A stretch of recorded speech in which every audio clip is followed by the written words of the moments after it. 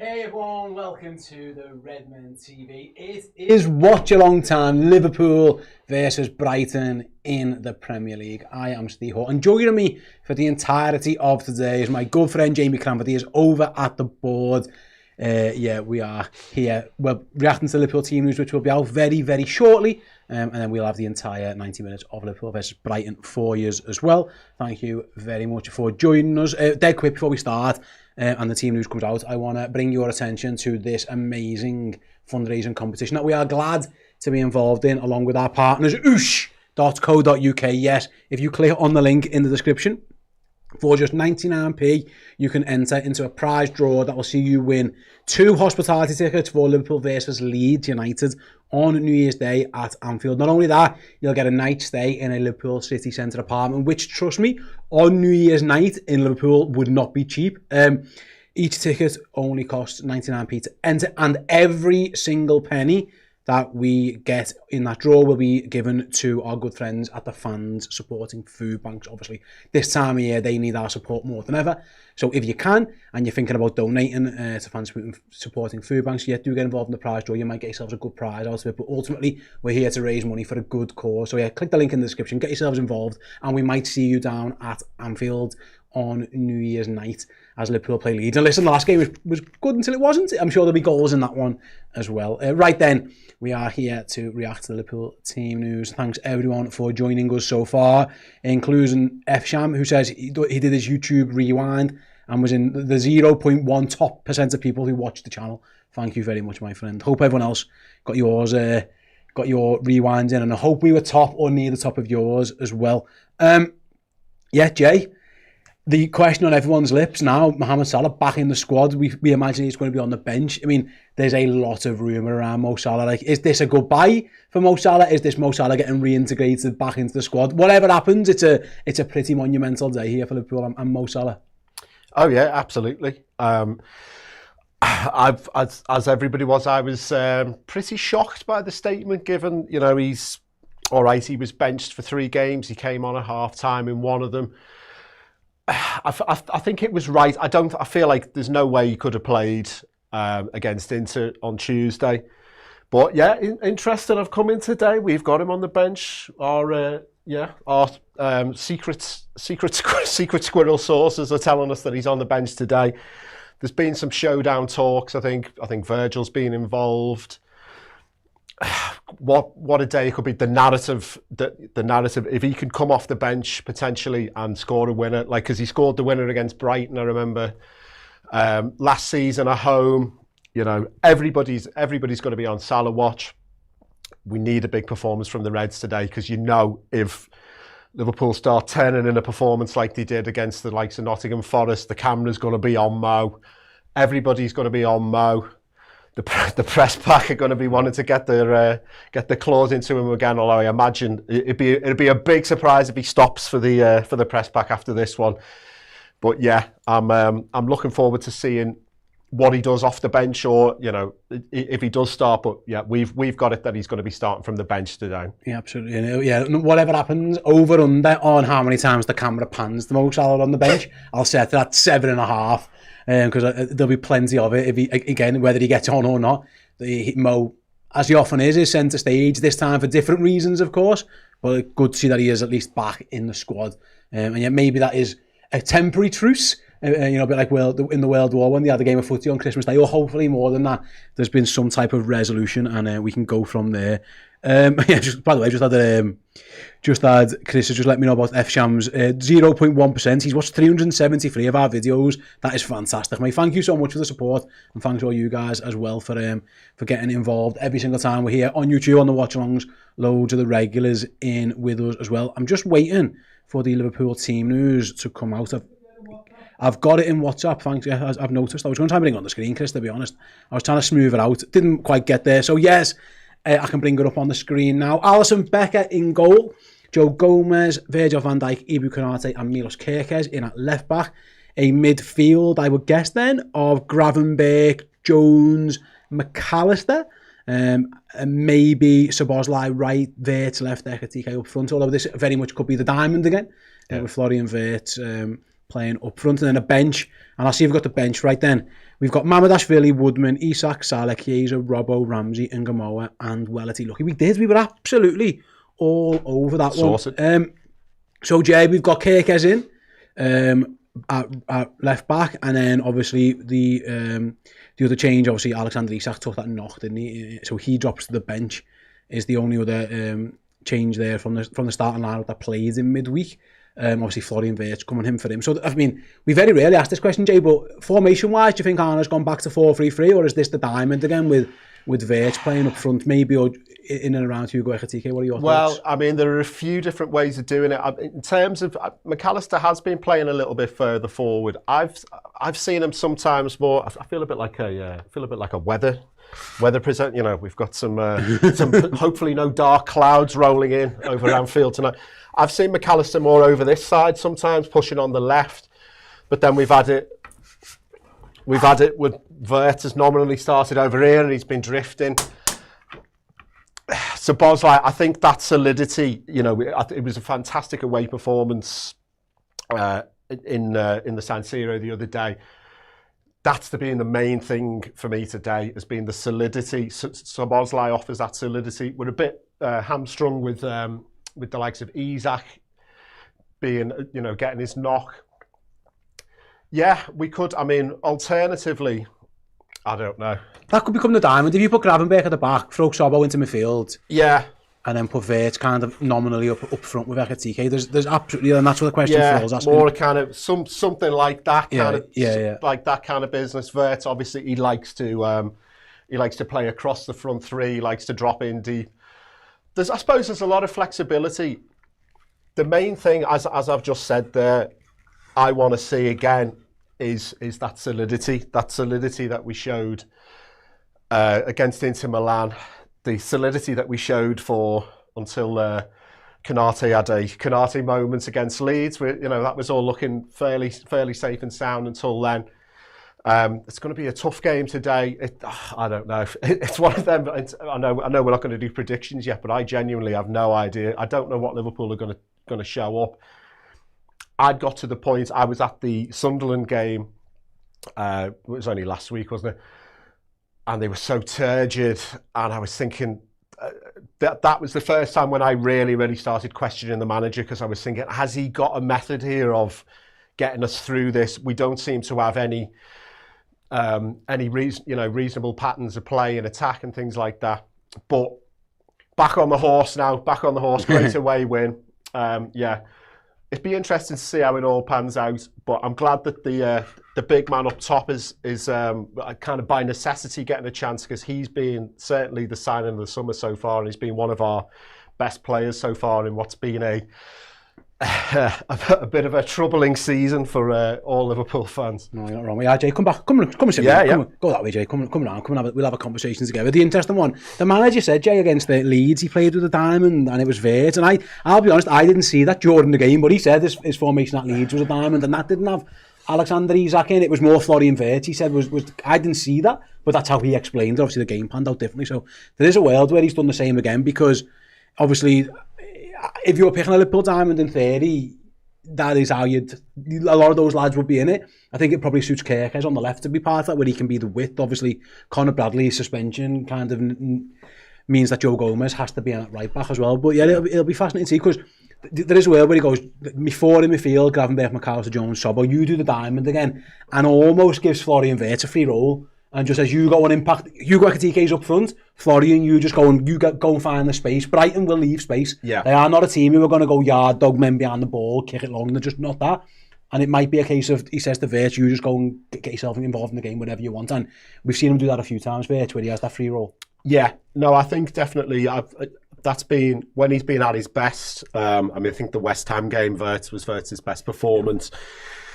You'd see him start nominally in a position, but he likes to go where the space is. Even that Sunderland game that I mentioned I was at, he was all across the front three. He wasn't hugely effective until he got his goal, which I think was a rule to be an own goal, but whatever. He is. He was the one. I just found myself watching this Sunderland game getting frustrated, because I'm thinking, like, part of the reason he was bought at great expense. I know he's a young player and all that. Was to unlock these. Sunderland was stubborn that day. It was men in behind the ball. That's part of the reason why you were there. Now eventually he does end up getting the equaliser. But that was my frustration was starting to build a little bit with him, especially after that West Ham game. So I'm really looking for a big performance from him today. I suppose you've got Alisson and Van Dijk there. You're starting to. I know this is kind of what this season was going to be anyway. You're starting to see, with Salah not in the team, the Klopp mainstays now. There's only really Alisson and Van Dijk. I suppose Kanate is, could be thrown into that category. You've got no Salah there. You've got no Robertson. Now is the time for some of these new players to start. So we've seen Szoboszlai do it. I know he's not a new player anymore, but he's a much newer signing than the likes of Alisson and Van Dijk. Now is the time, I think, after our worst period of form for 70 years or whatever it is, for the likes of Wirtz to start saying, right, I've been bought for this. This is going to be my team going forward. Start showing it now. Ekitike's already started showing it. Szoboszlai, people talking about future captain. Actually, Kirkes as well. I've been frustrated with him. I've partly been frustrated with, I think, I'm sure it's instruction because I see him underlapping all the time. And I think, when I saw you at your most effective for Bournemouth, you were bombing down the left-hand side and getting crosses in and looking really dangerous.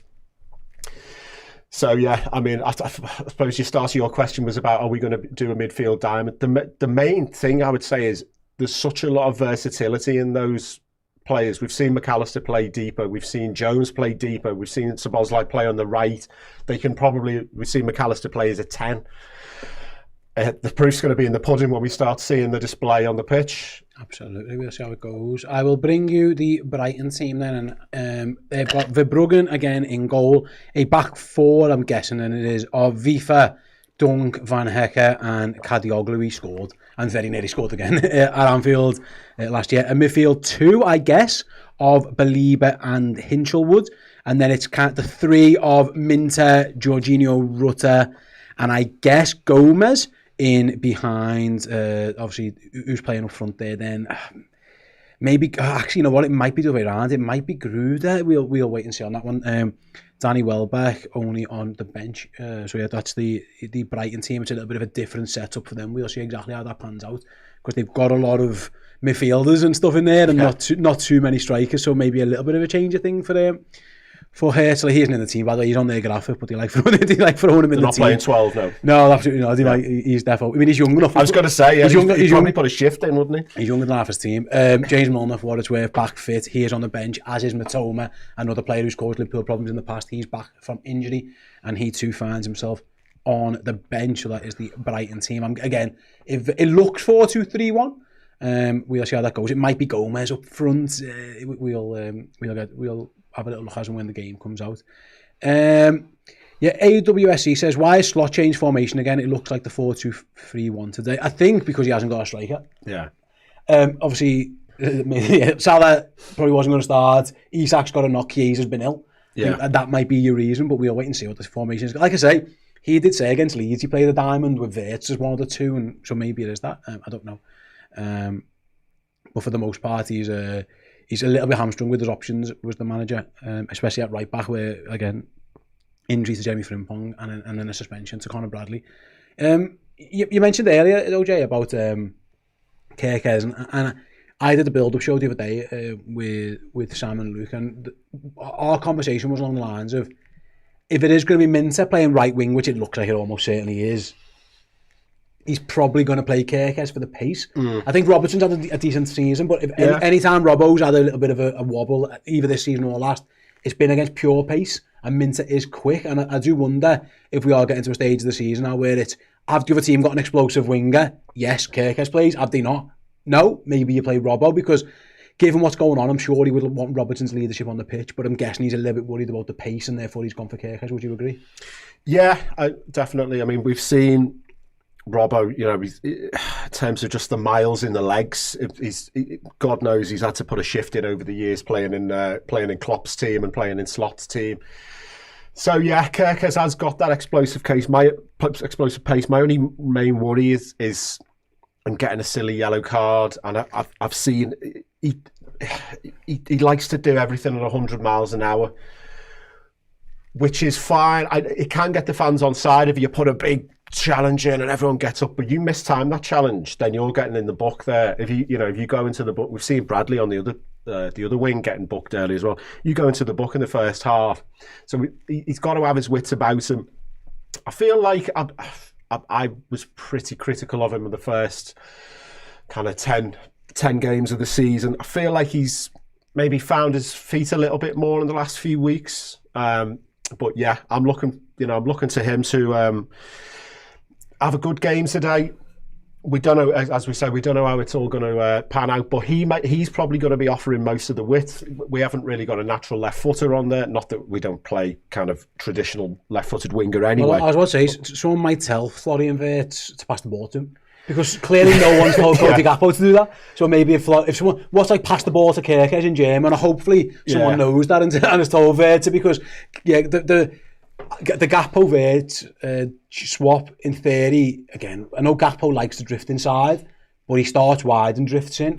Wirtz tends to do the same. There will be time for Kirkes to get on that overlap. They've just got to give him the ball sometimes. And Cody Gakpo is just really, really reluctant to do that. Florian Wirtz feels like the type of player who's more willing to let that pass go, maybe. Yeah, it's been one of the most frustrating things of the season for me.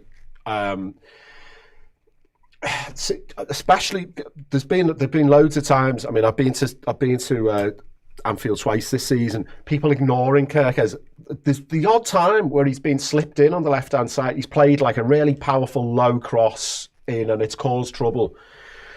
Cody, yeah, we all know he likes to cut in, but you can at least, it's too easy to defend against. If Kirkes is, because I've seen Kirkes and Robertson underlapping, so you've got Gakpo who's trying to cut in, you've got a left back who's on the inside, so they're all just going, all right, funnel it inside. If you've got that option on the outside, it at least gives their fullback something to think about, where it's like, oh, I need to cover him, and then Gakpo, if he was playing, could drop the shoulder and come inside. I mean, half the time, some of those crosses, he's been chipping them to the back post, or he's been chipping them into the goalkeeper's arms, or things like that. But Wirtz he does like to cut inside, but he doesn't like to do that shot to the far corner, like that Gakpo does. The Cody special. The Cody special. So I feel like he's got a bit more nous about him. He can pick that really nice pass, or he can just delay the pass until the precise second that Kirkes is on the overlap. I feel like I'm hoping to see a nice combination from them today. Fingers crossed. Might have McAllister joining in as well. Might have Jones joining in. I've been really impressed with Curtis. We'll talk down in a moment.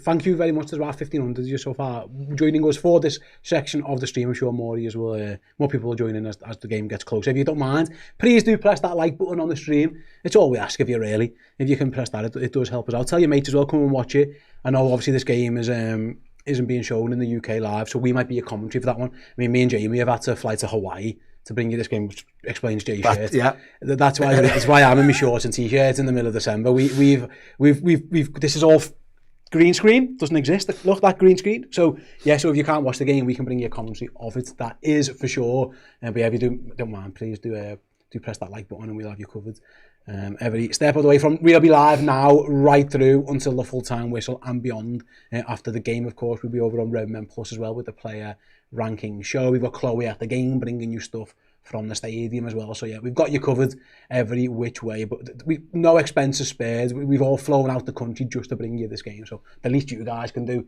is press that like button.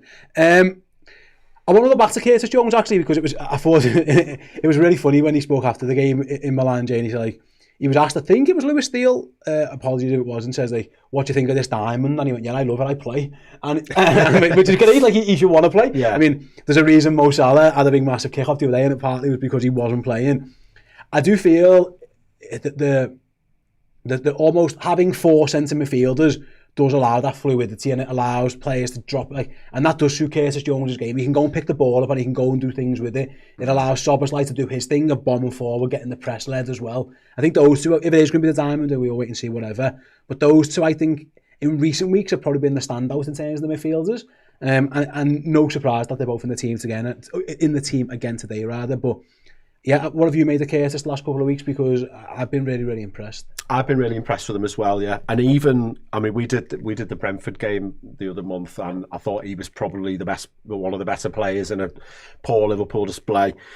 It was another frustrating, very Curtis thing where he had a good few decent performances in a row, then he's injured and he was out the team for a few weeks. I think he's got to start at the moment when there are, big questions over McAllister. McAllister's had some all right performances lately, but he's been way off the level that we're used to with him. Yeah, I've been really impressed with Jones. I think he's showing a bit more maturity. He's trying a bit less. I think his ball retention is really good. I've seen him come very deep, pick it up off the centre halves, kind of start, recycling play, start these moves off. So I'm really pleased for him. I've always liked him. I've always thought he's got a bit of a tough deal because people, how old is he now? 23, 24? May even be. But even when he was 21, people were going, well, he should be in the team. He should, Gerrard was 24. You're right. Gerrard was starting when he was 21. It's like, yeah, but being a 21-year-old starting for a team that's getting to 3 Champions League finals in 5 years or whatever, it is very tough. It's like the fact that he's always had his fitness issues, and I think the fact that he's never started 50 games for us in a season, I think that's by virtue of the fact that he's come into a very, very talented squad. I really like him. I like his attitude. He's got that swagger. He's got that. I don't know. I don't know if I'm just biased because he's a Scouser, but I've been to school with people like that, and he's just got that. He's got that self-confidence about him. He's always going to get a bit of a fan's favourite. He's doing what I say. The last Scouser flagged off, so the next one he hangs around with, he is going to, of course, get the back. And I thought he was really, really good in Milan. Looking at the team again, the Isak thing is such a shame, and it's just like I don't know, Jay, if midweek was just a manager going with the 11 he had because he had so many injuries. He'd obviously banished Mo Salah. Federico Chiesa was ill. So he was looking at his team and he had 13 senior players. So I don't know if that was a case of, can I just make a formation that gets 11 of the 13 on the pitch, and I've got me sub right back to come on, and then I've got Florian Wirtz who can come on in one of 5, 6, 7 different roles. Or it was, I'm going to move towards this diamond, or whatever we want to call it, and that's going to be my formation. But if it's the latter, it's a real shame that after one go of it, really, Isak gets a knock, doubtful for the day off. Obviously, he's been declared fit enough to make the bench, but probably not start. So, yeah, it is a shame. It just hasn't got going for Alexander Isak. He wasn't great in midweek anyway, to be honest. No. He really wasn't. But this is just the story of his Liverpool career, in, out, shake it all about at this moment in time. And he just isn't getting the opportunity to put a run together because either he isn't playing well enough or his body hasn't been able to quite handle it just yet. Yeah, I mean, I'm getting a bit fed up of the caveats now, because I think we've all had it where oh well, obviously he was never going to be matched. That's perfectly fine. You knew this going into it. You know, God knows what kind of conversations must have been. That move didn't happen in 2 days at the end of the transfer window. Our representatives, there've been conversations going on for months, probably going back maybe this time last year, who knows, so they knew as soon as he refused to train, they knew that they were going to have this guy who'd come in a little bit undercooked.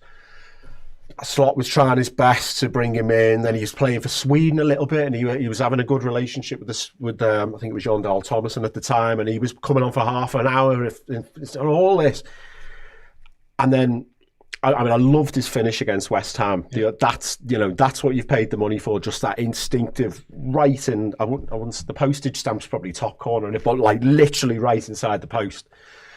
I love that, but I don't know. I mean, you can't if he's injured and he's not fit to start, he can't start. But we've got a comment here from H who says that bench looks crap, and I was looking at it. It's got Mo Salah and Alexander Isak on it. So it's not the worst bench you've ever seen. But I see your point. Like, unfortunately, the injuries at the back added to the suspensions at the back. Liverpool are light at the back. It's literally Andy Robertson. Like, if without touch wood, it doesn't happen. But if something did happen to a centre half, he's either got to throw someone at right back and move Gomez in, or he has used Robbo there before. Yeah. He is extremely limited at the back. And it's hard to have too many backup midfielders on the bench when they're all on the pitch. Yeah, Endo's out with an ankle issue as well. Yeah. So Liverpool, for what it's worth, their squad today is without Conor Bradley due to suspension. Obviously, Leone is out injured, we know that. Jeremy Frimpong out injured. Wataru Endo out injured. Cody Gakpo out injured as well. So there are issues to Liverpool as well. There might have even missed a few that I haven't even considered. So he is like 5 or 6 players down already. So that kind of explains why it is a little bit of a weaker team. That Conor Bradley silly yellow card came at an inopportune time. I just presumed he'd done it on purpose. I thought he got booked on purpose because he was going to start in Milan with the idea of not playing today, and then he didn't start in Milan. So I was like, no, he just got himself booked. So that's what the bench is weak. But Liverpool without 5, 6 or 7-ish player. I'm not even sure how many it is, but yeah, that's where we're at with the bench. But yeah, there's still Isak, Salah, Chiesa in terms of goals. Midfield wise, yeah, it is lacking a little bit, isn't it? And then obviously at the back, you're looking at a young kid or Andy Robbo. So but yeah, it's a bit difficult to have all the players on. I think we were all fairly impressed with Ramsey in that, admittedly very depressing. Another game I was at, this was not the best one, 3-0 against Palace. But do you think, we are, to use the Harry Redknapp expression, down to the bare bones at the back there? Because if Gomez or a centre half has to come off, you think, all right, well, Ramsey did all right, but then they're bringing Matoma on 70, and you think, he hasn't had a Premier League start, has he, Ramsey, or a Premier League appearance? Well, that'd be a classic welcome to the Premier League, wouldn't it, if Matoma's up against him?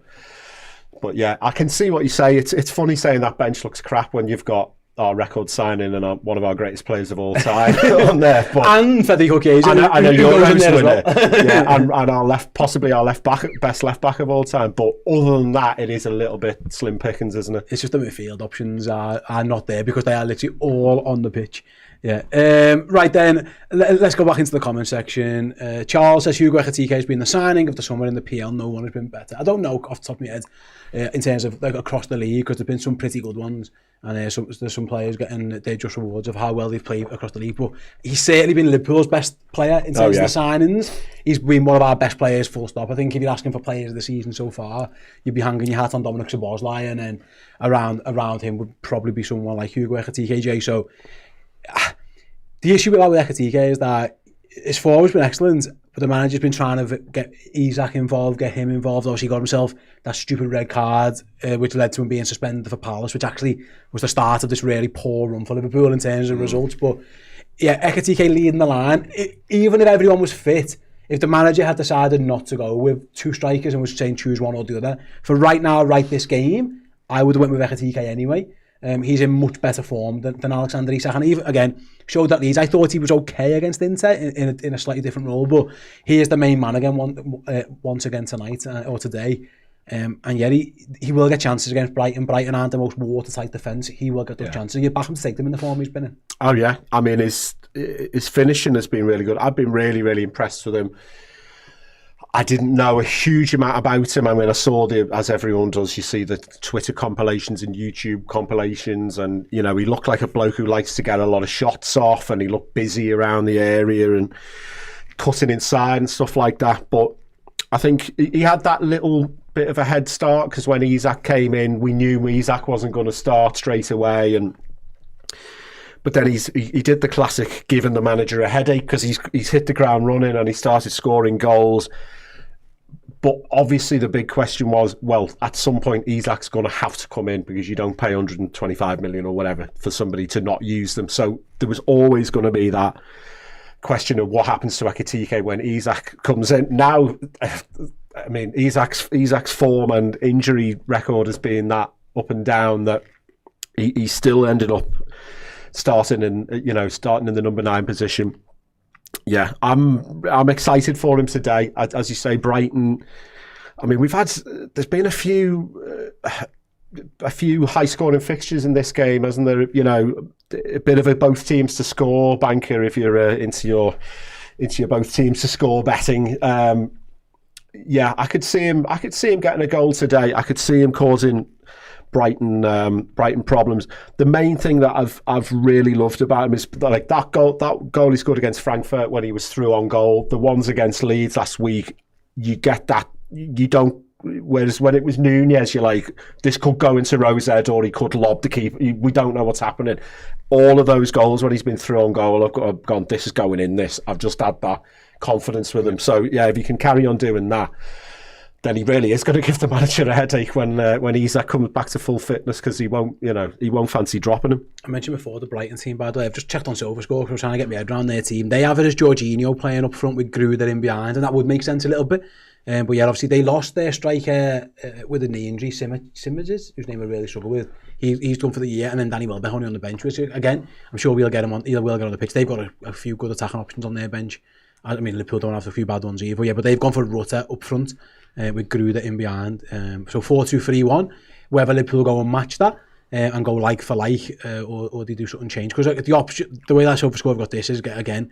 Is that 4-2-3 with 4-2-3-1 Jay with Verse nominally off the left, so we'll keep an eye on that one throughout the game. But yeah, Liverpool might have just matched them up, or Brighton might have matched us up. What I would say, and I did the build-up show the other day, was these aren't going to play the style of football that this season has really hurt Liverpool. The direct nature, the physicality, playing for second balls, all that kind of stuff. Now Jorginho actually being up front might help them with a little bit with that, but it's not going to do too much.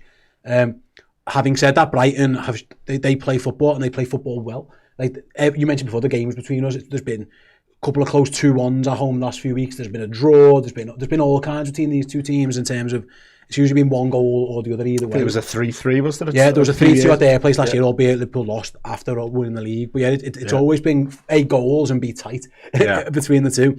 So in one way, I was thinking, is this a good time to get Brighton in terms of the fact that they aren't going to be that type of yard dog team? The flip side is Liverpool have got loads of injuries. The best players had a massive cob on and kicked off. And by the way, they're a team who can play, and if you don't play well, they can hurt you. So I didn't quite make my mind up on where I felt with it. Maybe I'm just not confident in Liverpool. But I don't think Liverpool are going to face the same type of challenges they faced at home in recent weeks. But nonetheless, that doesn't mean you can take Brighton easy. They're going to offer different challenges, and they're pretty good at it.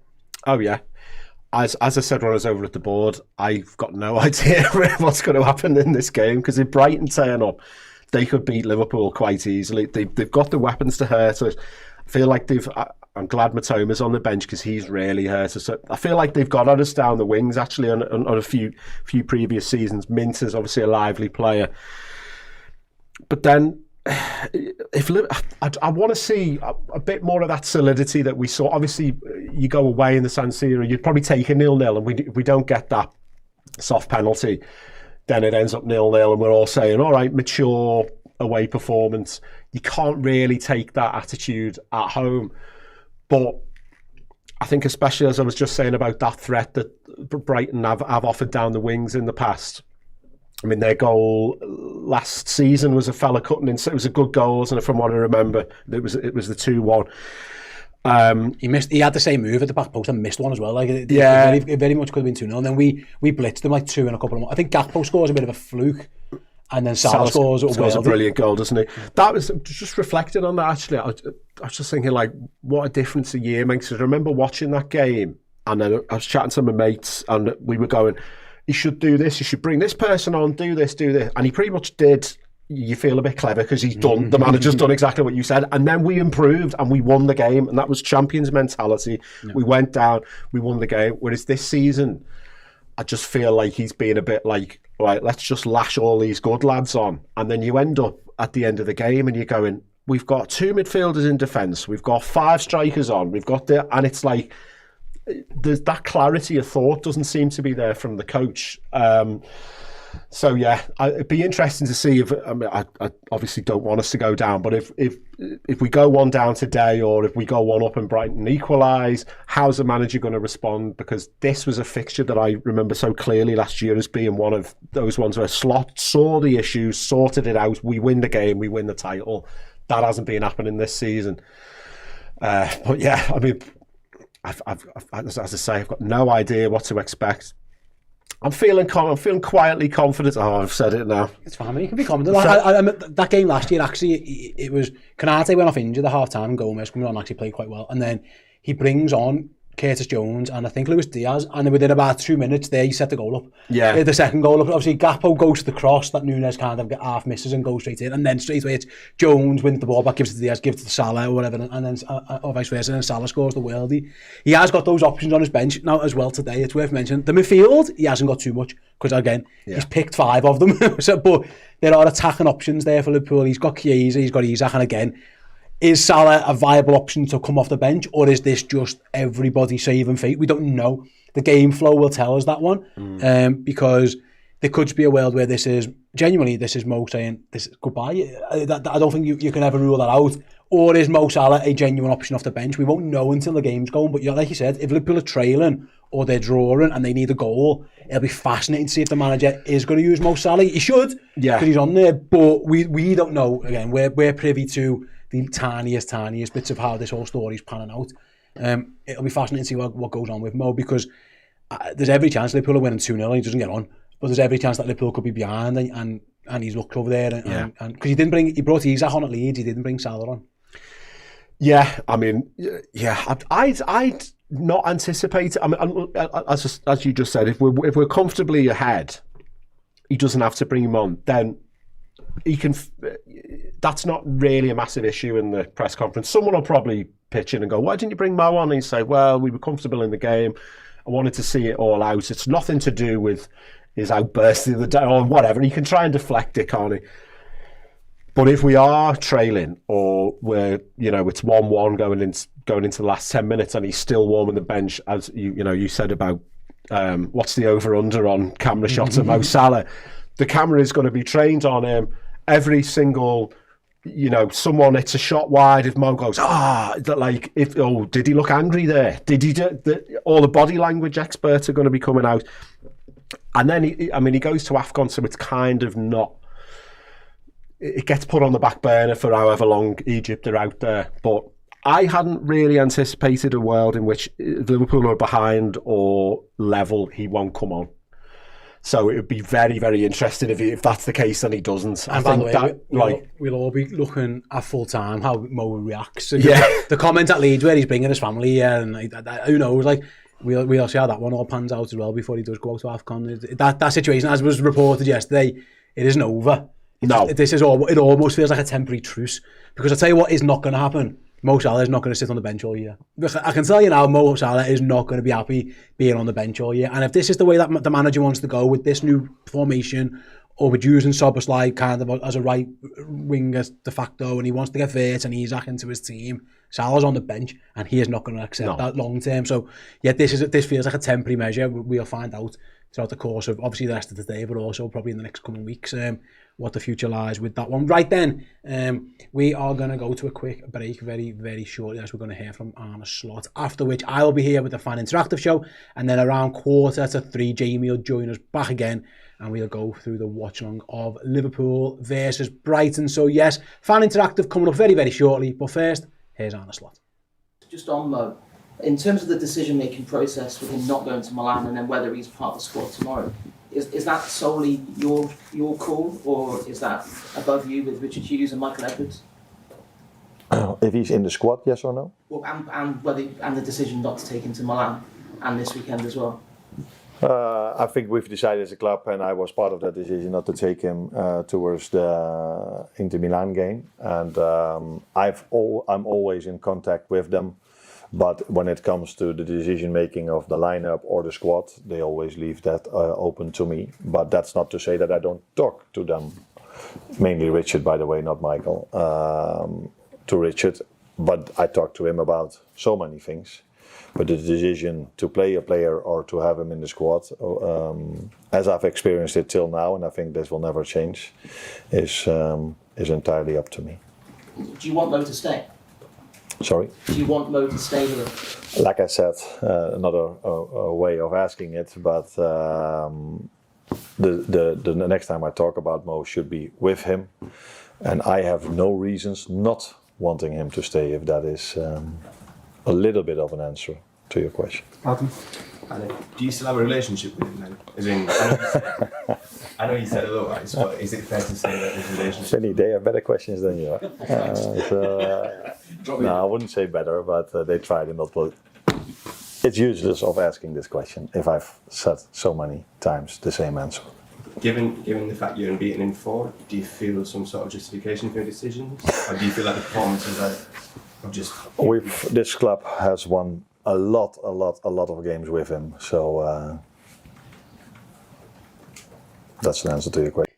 Welcome back to the show. Hope you're all doing well. Yes, this is the fan interactive part of the show where you get to have your say on, well, anything. It can be Liverpool related if you want. It can be whatever. Have a chat. See, whatever you want to do, then we can do it.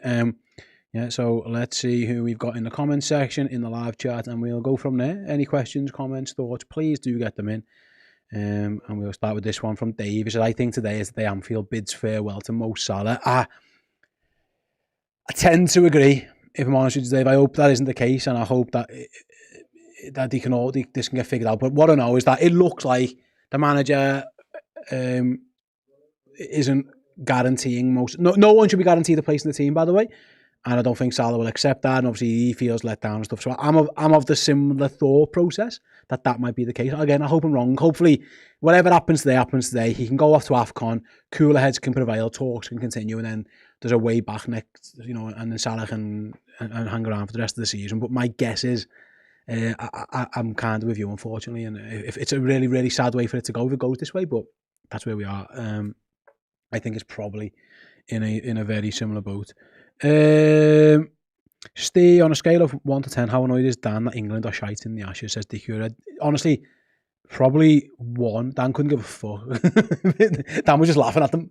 So I don't. Yeah, 1. I think is your answer there, mate. Yeah, I think if you're an England cricket supporter watching England and Australia, if you expect anything other than what's happened, then you're probably an idiot. So I don't think Dan really cared. Same for me, for what it's worth. Right, who else have we got in the chat? Bilbo Baggett, what a name. Absolutely fantastic name. Steve, would you rather win the Champions League and finish 15th, or finish 3rd and win no trophy? Well, finish 15th, win the Champions League, obviously. Like, that isn't even a question. win the Champions League and finish 15th. You get back into the Champions League anyway, which is what you get for finishing 3rd. And by the way, you get to win the Champions League. Yes. Asked Tottenham last year, would they have rather finished 16th or 17th or whatever they did and win the Europa League, or just finish 8th and just qualify for the Europa League? I reckon they'd give you an answer there. So, yeah, not even close. I'll definitely win the Champions League. Is it true Salah's leaving today? I've got no idea, Paul. It's just a hunch. We never know, do we? How are we meant to know these things? Until something's announced, we'll find out. Right. Who else do we have in the chat? Okay, yeah, I see people saying that maybe Slot's on as well. So I just don't think at this moment in time, I think that Slot is anywhere close to being pushed out the door. I know people seem to disagree. If the noises you get is that Liverpool are backing him, so we'll wait and see on that one. Dale said, is it true that you hate mushrooms? I don't know where that's come from, but yes. Yeah, absolutely. Rubbish. Alex again asking, is it true that it's Salah's last game? No idea, Paul. Not a clue. It was just my guess. Just my guess. Yeah, a legend shouldn't go out like this. It's sad, says you. Again, we don't know if he is on his way out, don't we? I don't know. Sabcar says, 1 true forward today. How can this be the solution? Because I don't think, again, a lot will depend on where Vert plays. Obviously, Isak would have played had he been fit. Maybe Salah would have played had he not kicked off. And Kies has been ill and he doesn't pick him anyway. So I think at this moment in time, and I think it's the reason Salah's found himself out the team, is that we are crap at the back. We conceded we were crap at the back. We were conceding too many goals and too many chances. So the manager almost had to sacrifice a little bit of the attacking play in order to make us a bit more solid.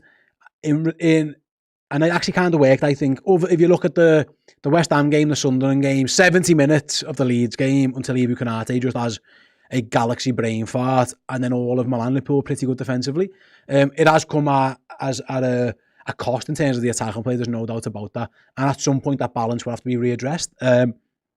Whether that is in the transfer window, which I think it is, or on the training pitch, but it feels to me it's more of a personnel issue. So I think that's probably why the formations end up being where it's at. And that's the reason why Mo isn't in the team, because he is the weakest of all the forwards at defending. And listen, that's sound when you're scoring every game and you're getting loads of assists and everything's great, and your defenders can defend without everyone being, you know, all hands on deck.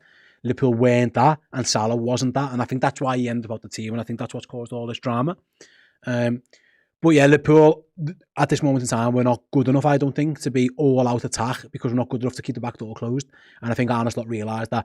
We got, you know, handily beaten at City, handily beaten by Forest, handily beaten by PSV in terms of the scoreline. And I think that was what ultimately led the manager to make this change and go, this has to stop. You've got no chance if you concede so many goals and chances. So I think that's kind of why the change has happened. Again, I hope it's not long-term, and I don't think it's... I don't think it'll be long term, but I think it's a personnel issue a little bit as well. And once that is addressed, then I think hopefully we know Arne Slot would rather be playing with more attacking style play. He would rather the players be getting forward more, and he showed that last year. He was more than willing to put his attacking players out there. We're just not good enough at the back, and that's kind of where we're at. The Kevster says John Barnes was benched and sold a week after, and he never said anything about it because he's classy. Players come and go. There are ways of dealing with it. Again, you live by the sword, you die by the sword. When you have a Mohamed Salah in your team and in your squad, you accept the fact that if he doesn't play every game, he's just gonna be a bit of a nightmare. I think you have to. That just is what he is, and the trade-off of that is he is so driven and so mentally focused and switched on that it's what leads him to be what he was or has been for 8 years. That relentless goal-scoring machine, that relentless man who's just willing to do whatever it takes to win. And you know, look how he looks after himself. Look how he trains. Look how he plays on the pitch and all that kind of stuff. You take the rough with the smooth. The issue you get with these absolute superstars, and you know, Manchester United had this a little bit with Cristiano Ronaldo during his second spell. These superstars just don't accept the fact that they're going to be on the bench sometimes, and they're just not wired that way. And it was always, once he wasn't playing and once he was left out, it was always going to be a kick-off. So Salah's career was either going to end at Liverpool this way, or it was going to end with him a bit like last season, not signing a new contract at the top of his game. I think the second he signed that new contract, I think this was almost a point where you knew, okay, is he going to be able to maintain that for another 2 years, for a decade? That's really tough. So it wasn't exactly unavoidable, this, but he's just wired differently. I think he was wrong, and I said this before, for giving the interview. He should never have done it. I think it was really, really poor. I can understand the fact that he's upset at not playing, but he was out of order for doing the interview, in my opinion, and that's what's led to all this. And again, I go back to it. Half ironic thing is, had he not kicked off after Leeds, he'd have played in Milan, and he'd have probably started in Milan, because Liverpool without players. But yeah, we are where we are with that one at this point in time.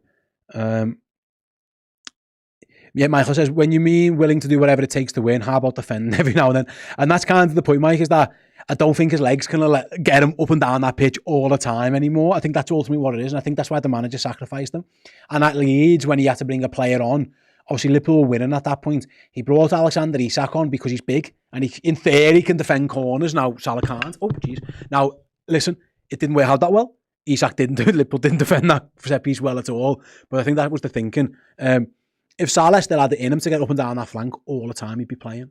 But he just didn't. He didn't show it all season. And I think the final straw was that challenge, or lack of a challenge, against PSV on the halfway line, which was just dreadful from Mo. I think that was kind of the end point in terms of him definitely being a starter all the time. I think that's what did with the Arne's head in. And he's the manager. He's got the right to pick whatever team he wants, and the players, you don't have to accept it. But in terms of, you shouldn't be happy being on the bench, but also I think you have to respect the manager's decision sometimes, and ultimately Mo didn't. So yeah, we'll find out where that all goes in due course. Who else do we have in the chat?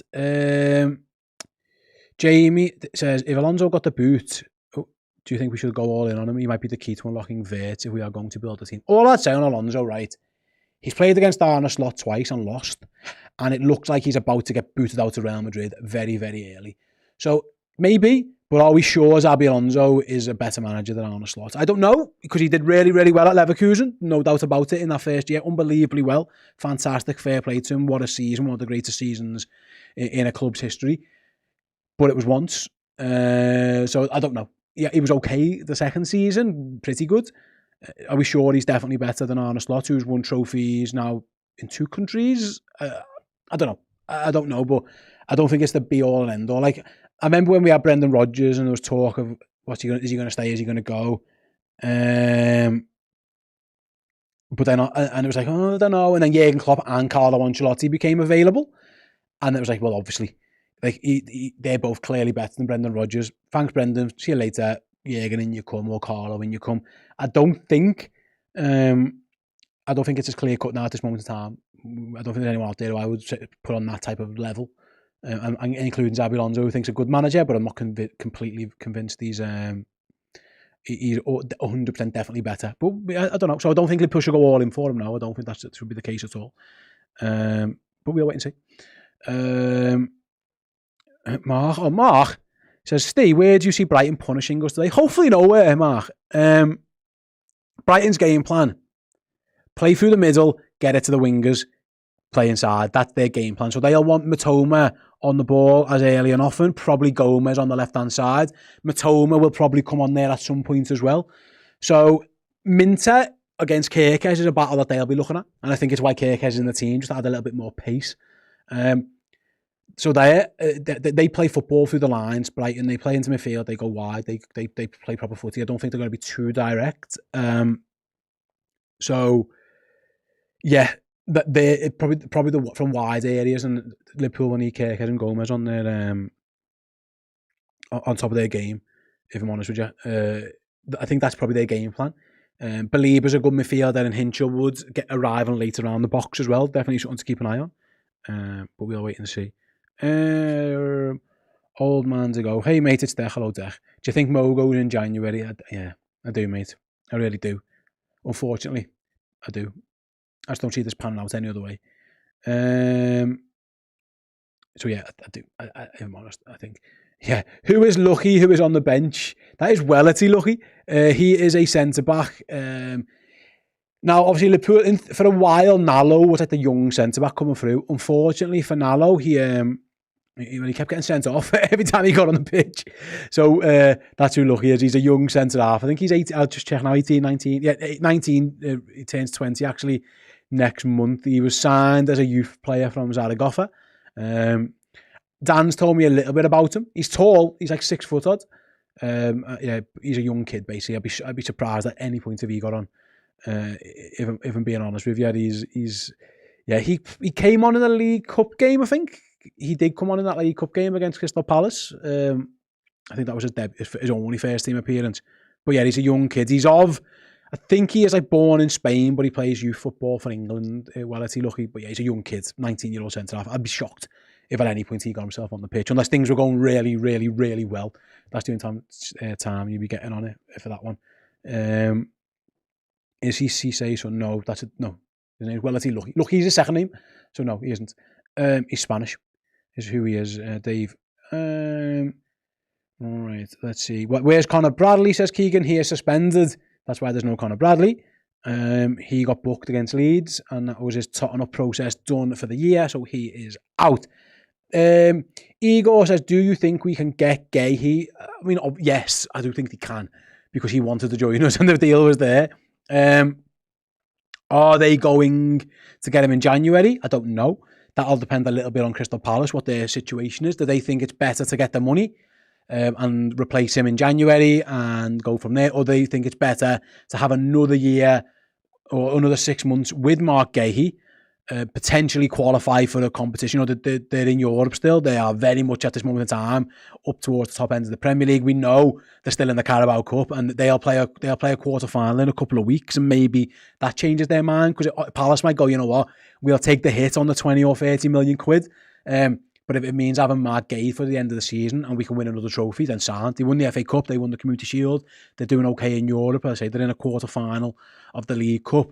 They're pushing on in the Premier League as well. So that'll depend a lot on them, and also depend on Mark Gahey, where he's at. He will have other offers. It won't just be Liverpool on the table. I saw links to Bayern Munich the other day, for example. England squads, and he wants to be the starter for England. Is he going to come to Liverpool and does he think, well, am I definitely going to play? He probably would, I would imagine, but he's not guaranteed. So there's a lot of questions at play, mate. But yes, Liverpool can I think the ball at this moment in time lies in the court of Crystal Palace though, and the player, of course. DD Darwin says, why can't Ramsey start? Over who, mate? Over Gomez? Because I think that would be crazy. He has never played a Premier League game. So there's that. That is the yeah. I just don't see why that would happen ever. I think Gomez has been good since he went back to right back, if I'm honest with you. Knocky Knock says, recalling Harvey is a must, especially with the Salah situation and AFCON. I don't know if Liverpool can recall him. Is job one. Liverpool can't recall him. Aston Villa would have to send him back, so that's when they might. Step two is, I love Harvey Elliott. He never played last season at all, and Liverpool don't need another short number 10 who hasn't got much pace, if I'm honest with you. I love Harvey Elliott, but unfortunately, and it's the reason why he's not playing for Aston Villa, is the Premier League has moved away from his style of player, unfortunately. Look at everyone's teams. It's pace, it's power, it's direct. At this moment in time, nothing is suiting what Harvey Elliott wants. It's the reason he's not getting in the Aston Villa team, and he isn't even close. Like, he doesn't even get on Aston Villa's bench. I think Harvey needs to go abroad. It would be my, if I was advising Harvey Elliott. If he wants to, of course, and I'm not his advisor, and he thinks he could be comfortable going abroad. Now, what he's got is that desire to work up. Honestly, I didn't like him particularly much last season. He hardly picked him anyway, so I don't see why that would help us in any way, shape or form. He's got Vert, he's got McAllister, he's got Jones, he's got Szoboszlai, he's got, and then if you're talking in terms of wide options, well, Gakpo's ahead of him, Kiese's ahead of him, Salah, we'll see where he's at, of course. Frimpong's coming back, so I don't see it. And I know he's only a little bit, Plu says he's only a couple of inches shorter than Vert. He is much slower than Florian Wirtz. If Elliott was 2 inches taller or a little bit quicker, he'd be in around the team. Unfortunately, he's neither. And I love Harvey Elliott. What a player. I think technically he's unbelievable. And his heart and his desire and his will to win for Liverpool, unbelievable. Fantastic. But a lad who can't get on Aston Villa's bench isn't going to be the solution, I don't think, for Liverpool. Would be my point of view. Like I say, it's kind of in Villa's hands, this anyway. I know Unai Emery said the other day, it looks like he's probably not going to play for a while, and if he got to 10 games, they'd owe us 35 million quid, and they're not going to pay that. So that's where we are at with Harvey. I think he should go abroad, and I think he'd be really good, really, really, really good. Rag says, let's see, I would take Konate out for Gomez and use Ramsey at right back. Konate had too many mistakes. Listen, all I'd say on Calvin Ramsey, he's a good young player and he looked okay against Crystal Palace. He's been injured for years. He didn't look particularly great at Wigan, with all due respect. When he went on loan to Wigan, he didn't get in their team. He couldn't get in the Preston team. Again, a little bit fitness related, but also just down to form as well. To suggest that he is the answer to coming at right back right now for us, I'm not having that. I just don't think that's the case yet. Listen, on the bench, maybe off the bench, and maybe at some point he might be able to prove us wrong, but I don't think at this moment in time that is the move, if I am honest. Geraint says, if we played this narrow formation again, I think Harvey could get more minutes. Yeah, I just think it's, again, Liverpool's problem is lack of physicality, high balls, defending. I just don't think Harvey, with a little bit of lack of pace, is the man, and I love him. Absolutely love him. Right, let's see who else we've got. Let's not hate Mo. He's done a lot for us. He'll still be a legend. Of course, there's that. Yeah, listen, no one hates Mo Salah. I mean, Arnold Slot might hate Mo Salah at this moment in time, but no one hates Mo Salah. I was having this conversations all weekend. Sometimes it was on social media, sometimes it was on these shows, sometimes it was in person. You can say Mo Salah was wrong for doing that interview, and then go, you know what? It's not. It's fine. It can be resolved. It's not. It doesn't have to be one way or the other. I don't think anyone wants to kick Mo Salah out. Like, no one wants Mo Salah to go, get out, see you later, you're done. I think what most people are saying is you've got to be a player in the team and you've got to respect the manager's decisions, and you don't have to like it, but you can't talk like he spoke in the media. So no, I don't think anyone should hate Mo. How can you hate Mo Salah? He's responsible partly for winning us 2 Premier League titles, a European Cup, FA Cup, 2 league. Like, you can't hate Mo Salah. He's been front and centre of a lot of the success with Liverpool. What I would say, And I think it was the point Jamie Carragher was trying to mention, and I think I was trying to say on social media the other day, without trying to get into too much trouble. This idea that Salah single-handedly won Liverpool anything is a load of bollocks. That is not true. Salah was part of a team that won. Mo Salah broke the Premier League goal-scoring record in his first season, and Liverpool came fourth because they couldn't defend. And then they signed Virgil van Dijk. Then they went and signed Alisson Becker, and then it got better. So it's not just Mo's goals that have led Liverpool to trophies, because Mo scored goals when Liverpool was shite. Like you need your whole team, and I think that was the point JB was trying to make, and I think I've been trying to make on social media. There is no such thing as a one-man team. Salah has been front and centre, and he's been a vital part of Liverpool's success, and hopefully he can continue to be that for more. But this idea that it's like, it was only Salah that got Liverpool to win and stuff, that was bollocks, because he was great. His first season was unbelievable, and we were shit. Relative, you know what I mean? Like Liverpool didn't win a trophy, so yeah, that doesn't happen. They got to finals, of course, and they've done well, but they didn't, under Jurgen. But they didn't. You need more than that. The reason. That's why they went and signed Alisson. That's why they went and signed Virgil van Dijk. There's no such thing as a one-man team. But like I say, where we're at right now, I hope they can get this resolved. That is for certain, because it's a very, very messy situation, isn't it? Unfortunately, that's kind of where we found ourselves at this moment in time. But again, hopefully it gets resolved. But my guess is, and I think got another chat here from Deck. Yeah, I agree, he's gone. Yeah, unfortunately, I tend to believe where we're at right then. Some people are sending some messages in. There's Ian Rush news that he wasn't well. I haven't seen it, guys, online, so apologies. If I can find anything about that. That's a shame. Hopefully he's all right. He was in here not too long ago, actually, so fingers crossed he's okay. I haven't seen that news myself, to be honest, but if I can find any more updates on it, I'll try and pass them to you. But that is very sad news, if indeed Ian Rush is feeling a little bit poor and has had to send himself to the has had to go to hospital. Let me know where you guys have seen that. If you want to send me a link or whatever, I'll be able to see if I can find it and give some updates on it. Because yeah, hopefully he's doing okay. I haven't seen it, if I'm honest with you. So let me know where you guys have seen that from. And if it is true, then yeah, hopefully Ian's doing okay. Because yeah, what a guy, the best of the best in terms of Liverpool goal scorers. Right then, let's see. Matthew says, what do you think when Frimpong is back? The diamond could be better with two flying fullback. Yeah, listen, maybe. Liverpool lack pace in their team. It's worth mentioning that Liverpool do lack pace in their team, so if they can get him back, then that would be absolutely fantastic. We'll see where that goes. There's also worlds where he plays right wing, as and when Salah, either goes to AFCON or is gone, however that pans out. But yeah, that's not where we haven't got that bridge crossed yet. I'm just looking right now.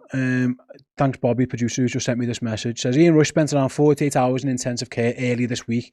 He was suffering from the super flu outbreak. Thankfully, the Liverpool legend has responded well to treatment. He is in good spirits and he should be home for Christmas. So there's good news regarding Ian Rush. He was unwell, but now he's out of intensive care. That's great news.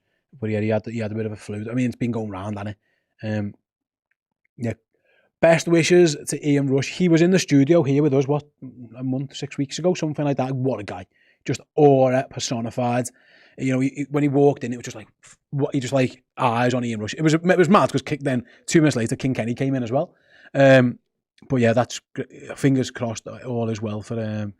It sounds like he's getting on the mend, which is really, really good news. Yeah, thoughts are with Ian. Hopefully he gets better very soon. What a guy. Just the best. Like, of all the players who scored goals for Liverpool, including someone like Mohamed Salah, for Rushy to have more than all of them, like by a lot as well, just shows the type of player he was. And like I say, being fortunate to interview him, being fortunate to spend some time in his company, in front of a camera, off a camera, just unbelievable. Just aura personified. Like he has that going around. Like, what a man. And fingers crossed he can. Ian's feeling very, very better. Says hopefully he'll be home in time for Christmas with his family, which would be great news. So yeah, thoughts are with Ian Rush at this point in time. Right then, I am going to go for a quick break. You're gonna have a couple of clips and a couple of messages while I go and fill the old drink up. So bear with us for a couple of minutes. In the meantime, while you're watching this break, please do press the like button as well. If we can get to 1,000 likes before kickoff, that would be awesome. But we are only on 364 at this moment in time. So the challenge is, during this next couple of minutes while we're having a break, 700 of you, press the like button now. And yet we'll be back, myself and Jamie, with the watch along after these quick messages. See you in a few minutes. Brighton have always been a team we've found it difficult to play against. It's never been easy. We haven't really battered Brighton too many times in the recent past. But then the flip side is Brighton currently aren't playing really the style of play that's kind of been hit in Liverpool, and the teams who have actually played footy against Liverpool, it hasn't always been easy for us, but more often than not we've done okay again. So I haven't quite figured out if this is a good opponent or a bad opponent for us this year. What's your general sense? I think it's a fair test in my opinion. They've got better form than us over the last 5, and yeah, they're not playing sort of that attacking style. But to be honest, you probably associate with Brighton over the last couple of years. It seems to be slightly different. So I would argue it's a fair test. It's probably going to be, I would like to say, with the pace of the game, it might be a little bit more of a test than Inter Milan, even though the calibre of opponents, I'd argue, are miles apart. But in terms of style of play, I'd like to say it's going to be more of a test in that game. Just, you'd expect it's going to be with quite a lot of pace and not be so slow. But yeah, to be honest, I'm quite looking forward to it. It's 3 o'clock, it's not on the telly, should be a good atmosphere in there.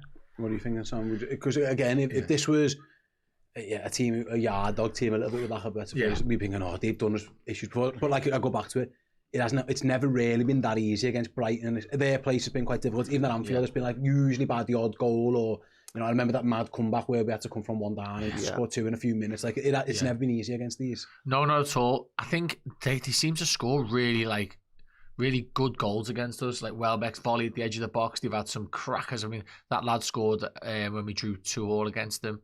I think we went 2-0 up a few years ago and Klopp was still in charge. And someone scored a goal. He never scored a goal after that ever again. Whacked it from like 40 yards. I can't remember who it was yet. There was the game when Alisson got sent off. We were 2-0 up and they scored a free kick when the ref didn't tell anybody if it was all a bit mad, wasn't it? So we seem to have mad games against them. I think looking at their game against United this year, the Brighton that we all know and love, to be fair, they're a good side to watch and enjoyable. I thought they'd go there and just run rings around United. They never. They made loads of naive mistakes, and so I think for us, so we're not playing a team that's going to pack 11 lads behind the ball all game. We've got to be on it. We should be more confident than we have been.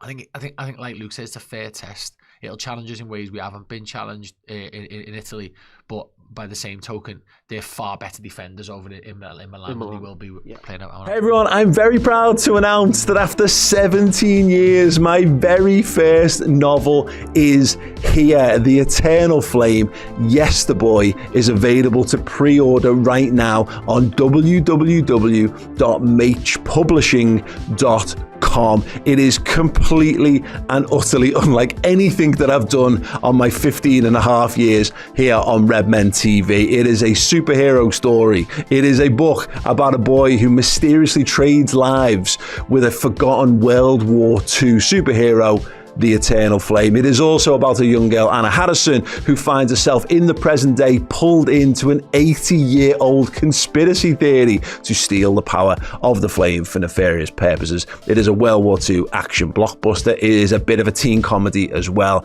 It is very much inspired by the likes of Buffy the Vampire Slayer and Smallville and the MCU and Back to the Future and all of those greats that so many of us grew up on and absolutely adore, and yet distilled into this, my first ever work of fiction. It is completely outside of my wheelhouse, so I appreciate if it's not your bag, but if you were into all those things that I mentioned, I really think you will enjoy this. So yeah, please do give it a punt. It is on pre-order right now on Mage Publishing. There is a discount there as well. I just want people to read it and hopefully really, really enjoy it as much as I have over the last 17 years making it. Yeah, it is out now.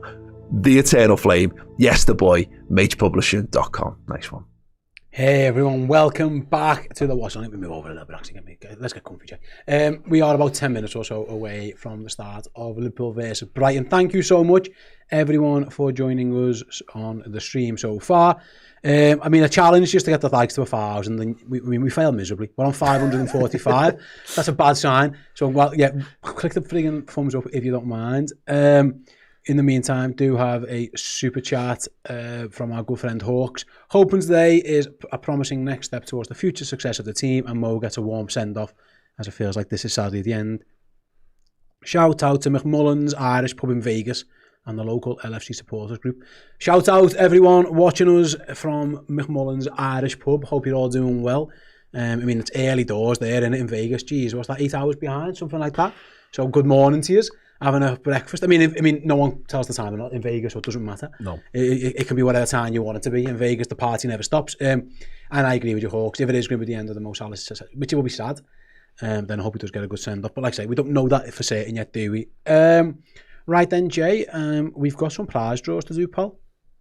Do you fancy getting involved? Shall we get involved? So we have got 2 Redmen Plus prize draws to do today for our legend subscribers. The first of which is for a Jurgen Klopp mural poster. The second of which is for one of our very own Redmen t-shirts. It's going to be one of our Florian Wirtz t-shirts. I mean, I haven't either of them with me right this second because, yeah, that's a thing that I probably should have worked. I'll add a picture of the Wirtz one very, very shortly. But for now, I'm going to bring the wheel up on the screen just like Chris.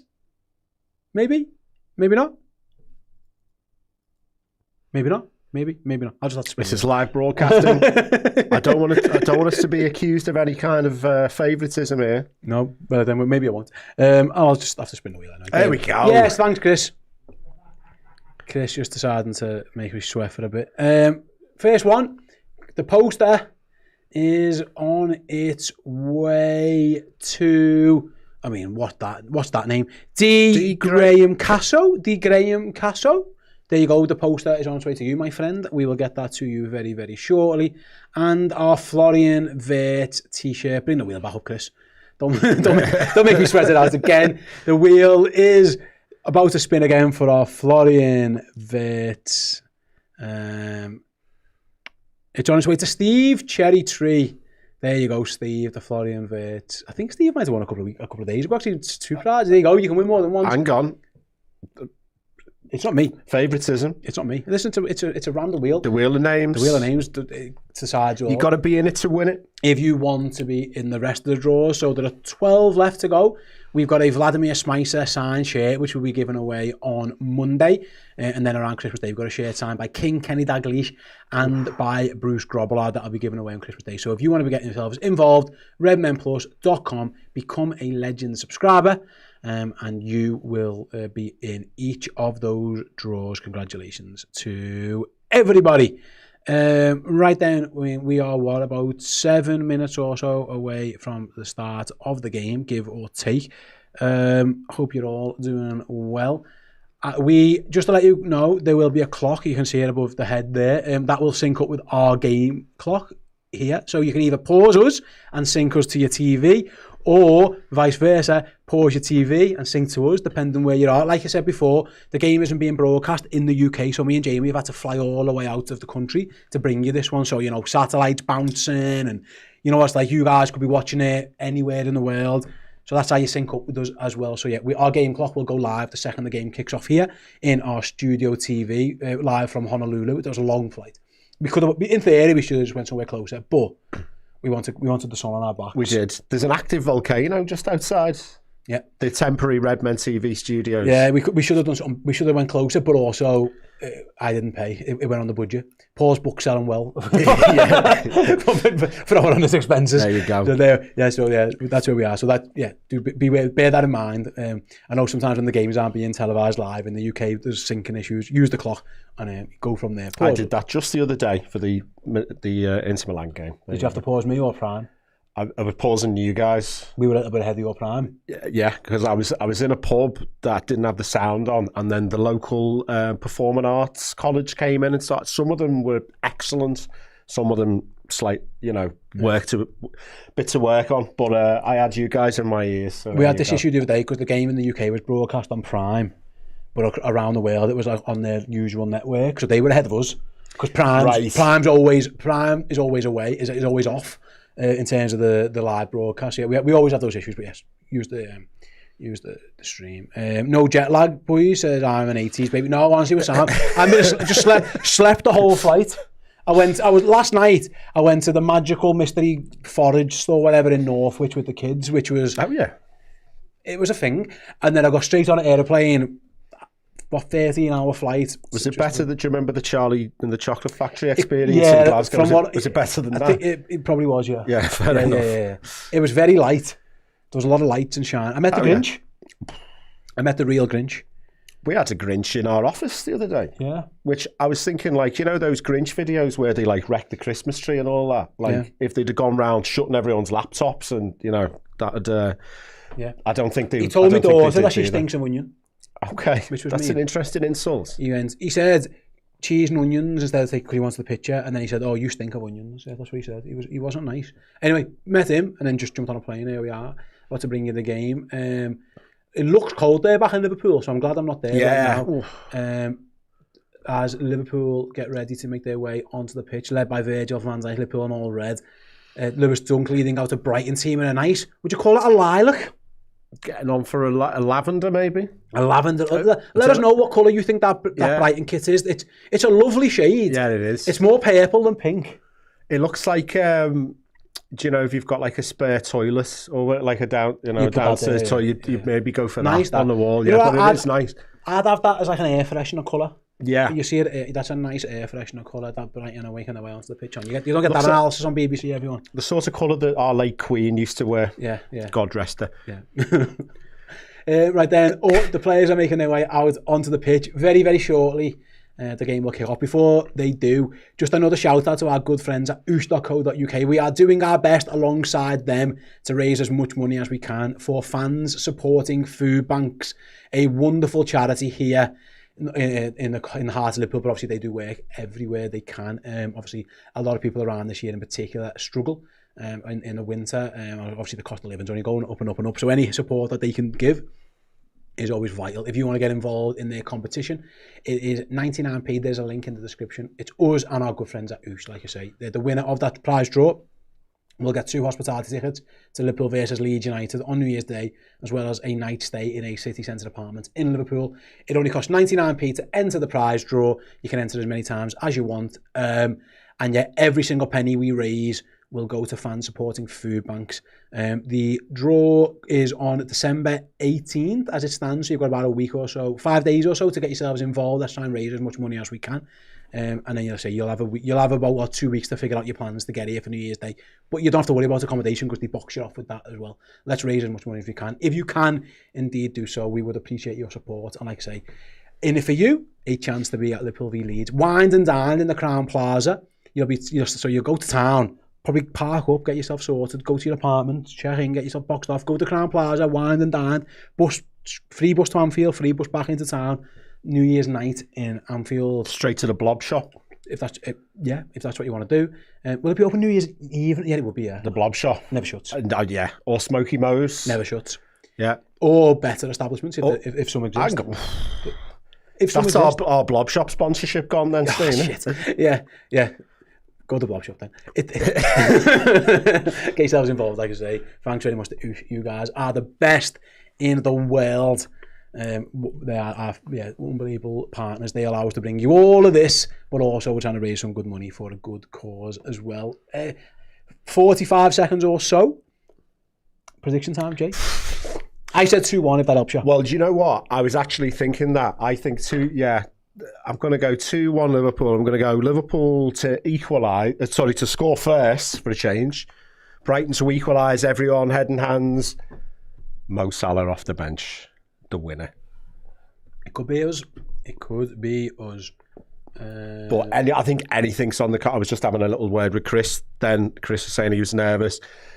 Brighton can beat anyone on their day, but then they're generally a mid-table team, so they obviously throw in a few defeats. We can beat Real Madrid, Arsenal, Inter Milan, Villa, who are flying high. But we can get beat by everyone. So anything's on the table for me here.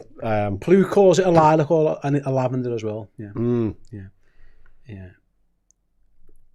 Right then, we are moments away. Like I say, as we kick off, guys, our clock will go live. You can sync up with us on your feeds, and we'll bring you the entire game.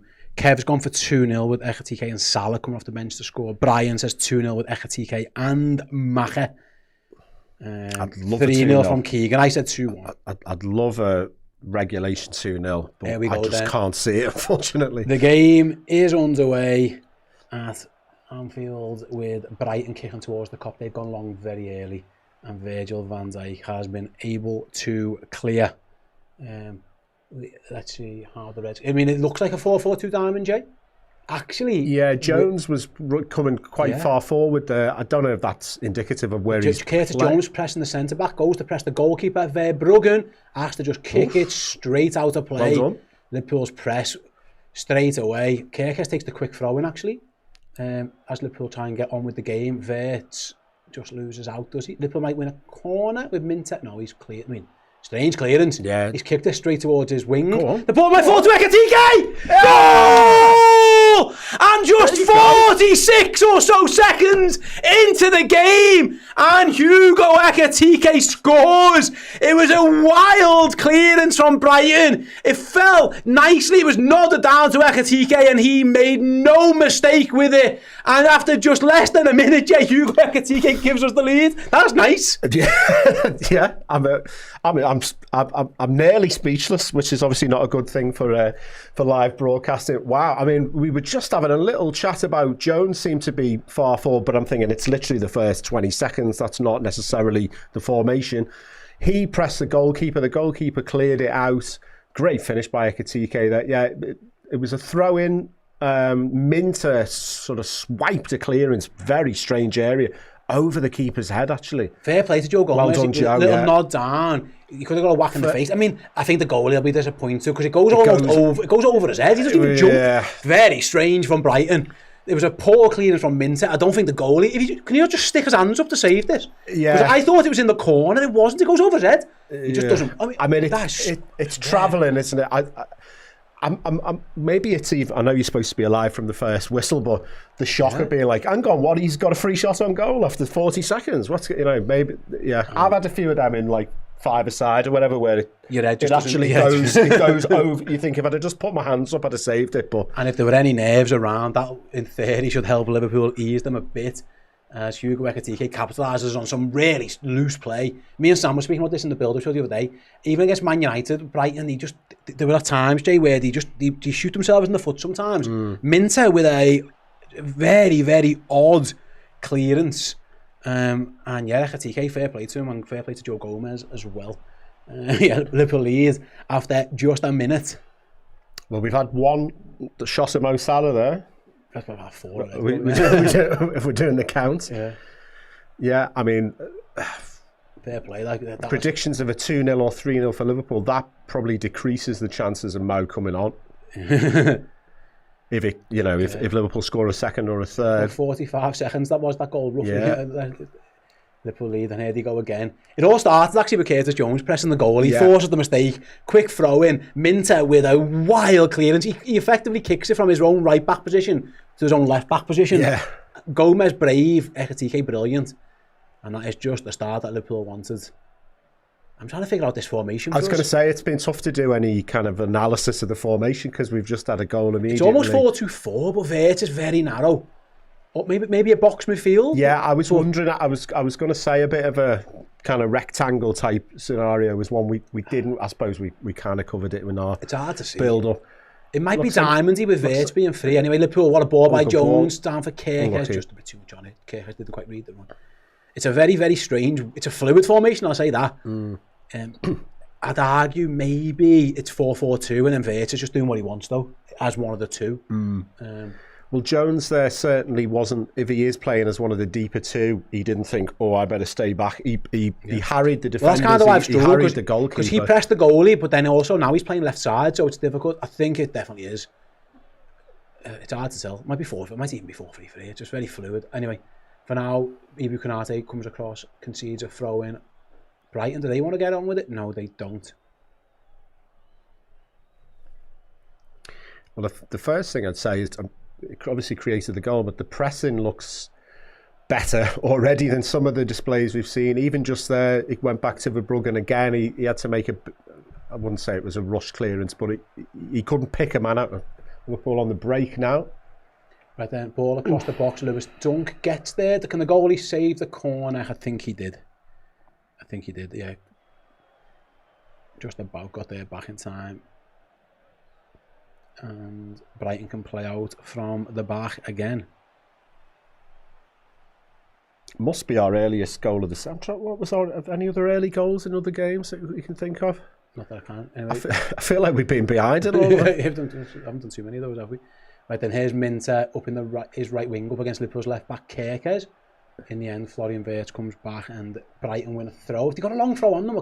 I'm not quite sure. No, I'm not sure either. Everyone... Oh no, they've got taken it quickly. Right then, Liverpool should defend that. Jones was fouled, surely. Ref says no, ref says play on. He was fouled. Amazed that wasn't given. And Brighton have it back with Minter. He's going to shoot blocked. And back Brighton go then in the end, all the way to Van Hecker and to Dunk. That Ekitike finishes, there was one by Salah in the 7-0 against Man United. Just with blams emphatic, it but down. actually it's just right over the keeper's head. Just too much pace, yeah. Brighton playing some nice stuff here though, but they Get turn in there, straight well into done. Wirtz. Can Liverpool launch a counter? Jones finds Ekitike. I mean, he's isolated over here, so he's going to just run down the left. He needs to hold it up and find a man. Little flick into the head, not great, but he's won it back to be kept holding it. Carry on. Yeah. I think it was Baliba who got back. He felt like he tried to do a bit of mad skill there. Ekitike kind of got away with it. And Curtis Jones has the ball. Kanate then through the lines, poor pass, but thankfully it's going to fall to Jones. I have got no idea what formation we're playing. I think it fluid. is basically what we've got on the board. Liverpool on the edge of the box. And McAllister goes to the far corner. Was he trying to shoot or find Curtis Jones? Couldn't quite tell. Do you think that's a shot? I think so. I think he just mishits it. Oh, I don't know. Yeah. Maybe he's trying to thread it. It opened up for us, He though. should have had a shot, yeah. As it stands, McAllister's almost like the number 9. If Liverpool are playing a 4-4-2, it's almost McAllister. It's the highest up with Ekitike at this moment in time. It's a very odd formation. Yeah, it looks a bit. It's 4-2-3-1, isn't it? I'm going to go with that. Yeah. It's 4-2-3-1. McAllister's at 10, Wirtz is left, Sobbo right, Ekitike up front. But it's so fluid. It's Curtis Jones that's baffling me because he's everywhere. Yeah. He's playing up. He's all over the pitch. But yeah, it looks like McAllister's like the tip of that midfield. As Van Hecker goes long, finds his man. Good skill by Brighton. Can Minter keep that in? He nods it inside, but only up as far as Virgil. Florian Wirtz kept hold of that. Well there. That looked like it was going to go out. It didn't. Can Liverpool launch a counter? No. Poor boy. Nearly. I think Curtis tried to. He's got Ekitike will go and chase that, but he's had to go back. But Liverpool still have possession with Dom Szoboszlai. Little Megs by Ekitike. Can Sobbo get on the other side of it? He can't. And Brighton can go back to their goalie.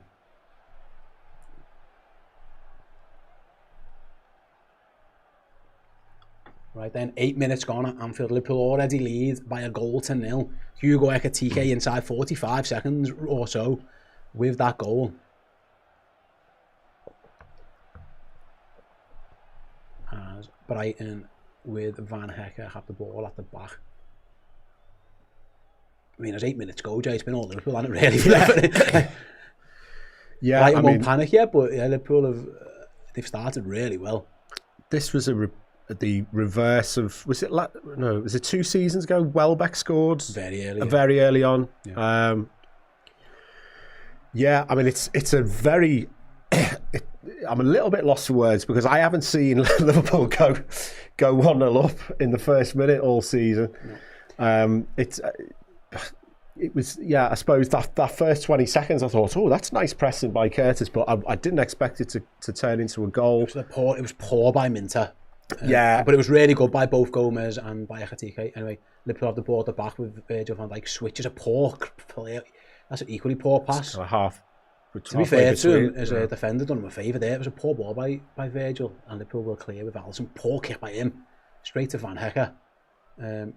Kanate controls it. Those seconds, just about got away with it. And actually, Liverpool can launch a counter with Sobbo sprinting down. Referee! Has to be a foul. Why wasn't that given?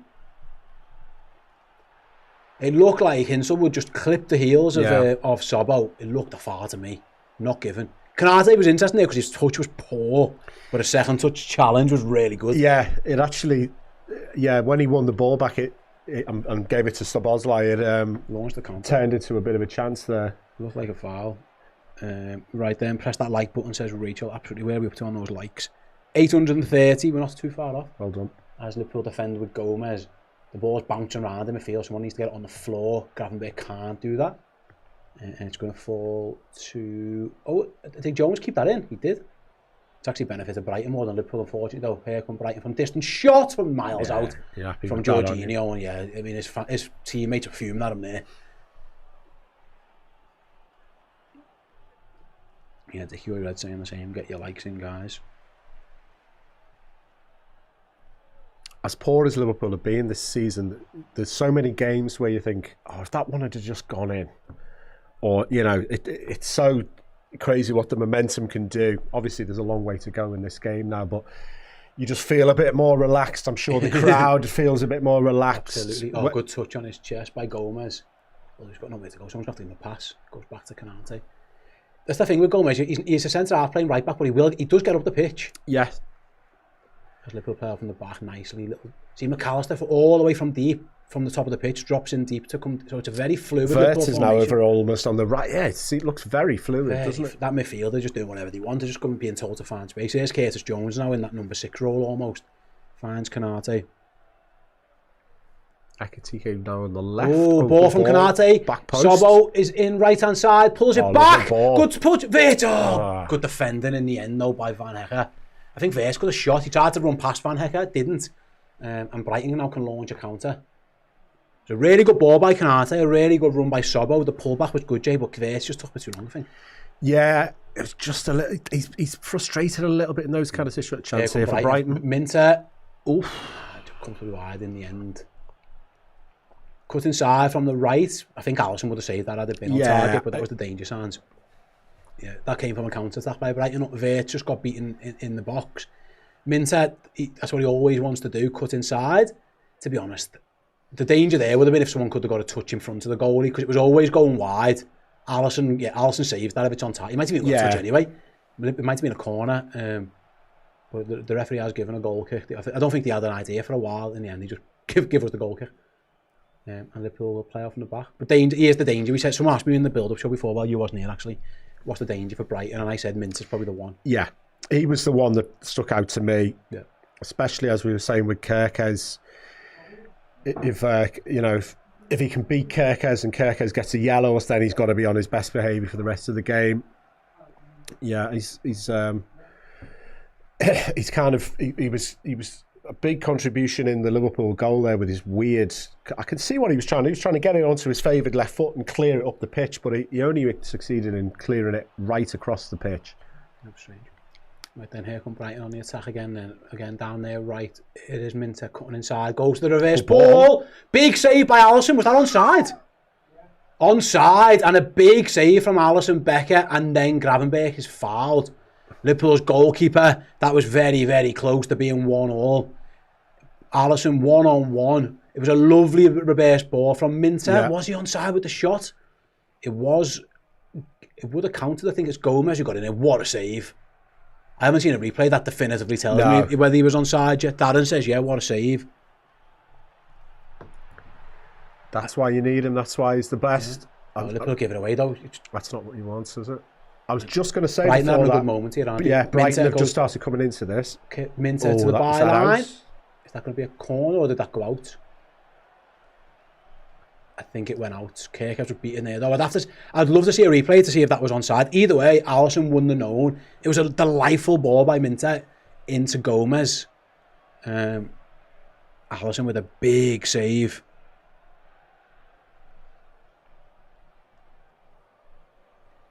Of all we've seen another picture of Mo Salah. I know, 4. Shows a replay of that moment, please. For now, though, Liverpool on the attack with Gomez down the right. He's done well there. He's not really got an option. He hasn't. He's going to... Can he keep it in? He's done well. He's kept it in. Gomez! Ekitike! Oh! Could have done better. Brilliant by Joe Gomez. Absolutely fantastic by Liverpool's right back, Jay Ekitike. Just leaning back on that one. Yeah.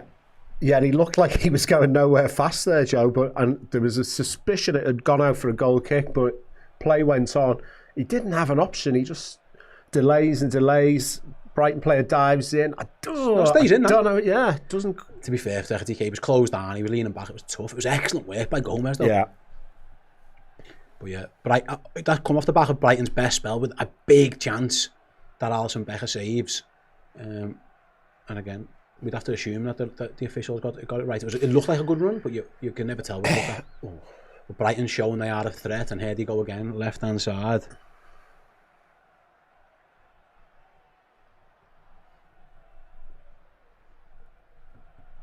Ball into the box, good touch by Jorginho. Van Dijk clears it away, but only as far as Minte again. And Brighton showing they are a threat. As Lewis Dunk plays it out to the left, Liverpool got some defending to do again. Gomez one-on-one defending, but yeah, fair enough, Brighton go backwards. Liverpool's kind of got everyone behind the ball now and took a bit of momentum out the attack. Which is okay. Yeah, you're 1-0 up. This is the luxury of being 1-0 up. We don't want Brighton to build up a massive head of steam, but you can have some danger signs as Belieber gets into the box, blocked by Jones. Jones heads it up in the air. Bit of a scramble around. The shot goes wide. It was probably a foul on Konate, wasn't it? Yeah, it was. I think it was given. Jorginho just threw Konate on it, but it wouldn't have counted. It's been very funny with Joe, because I was going to... That has to be Alisson's ball. Jones sent the goalie back. That had to be Alisson's ball there. Was it? Probably was a foul. Yeah. He went wide anyway, so it wouldn't have mattered.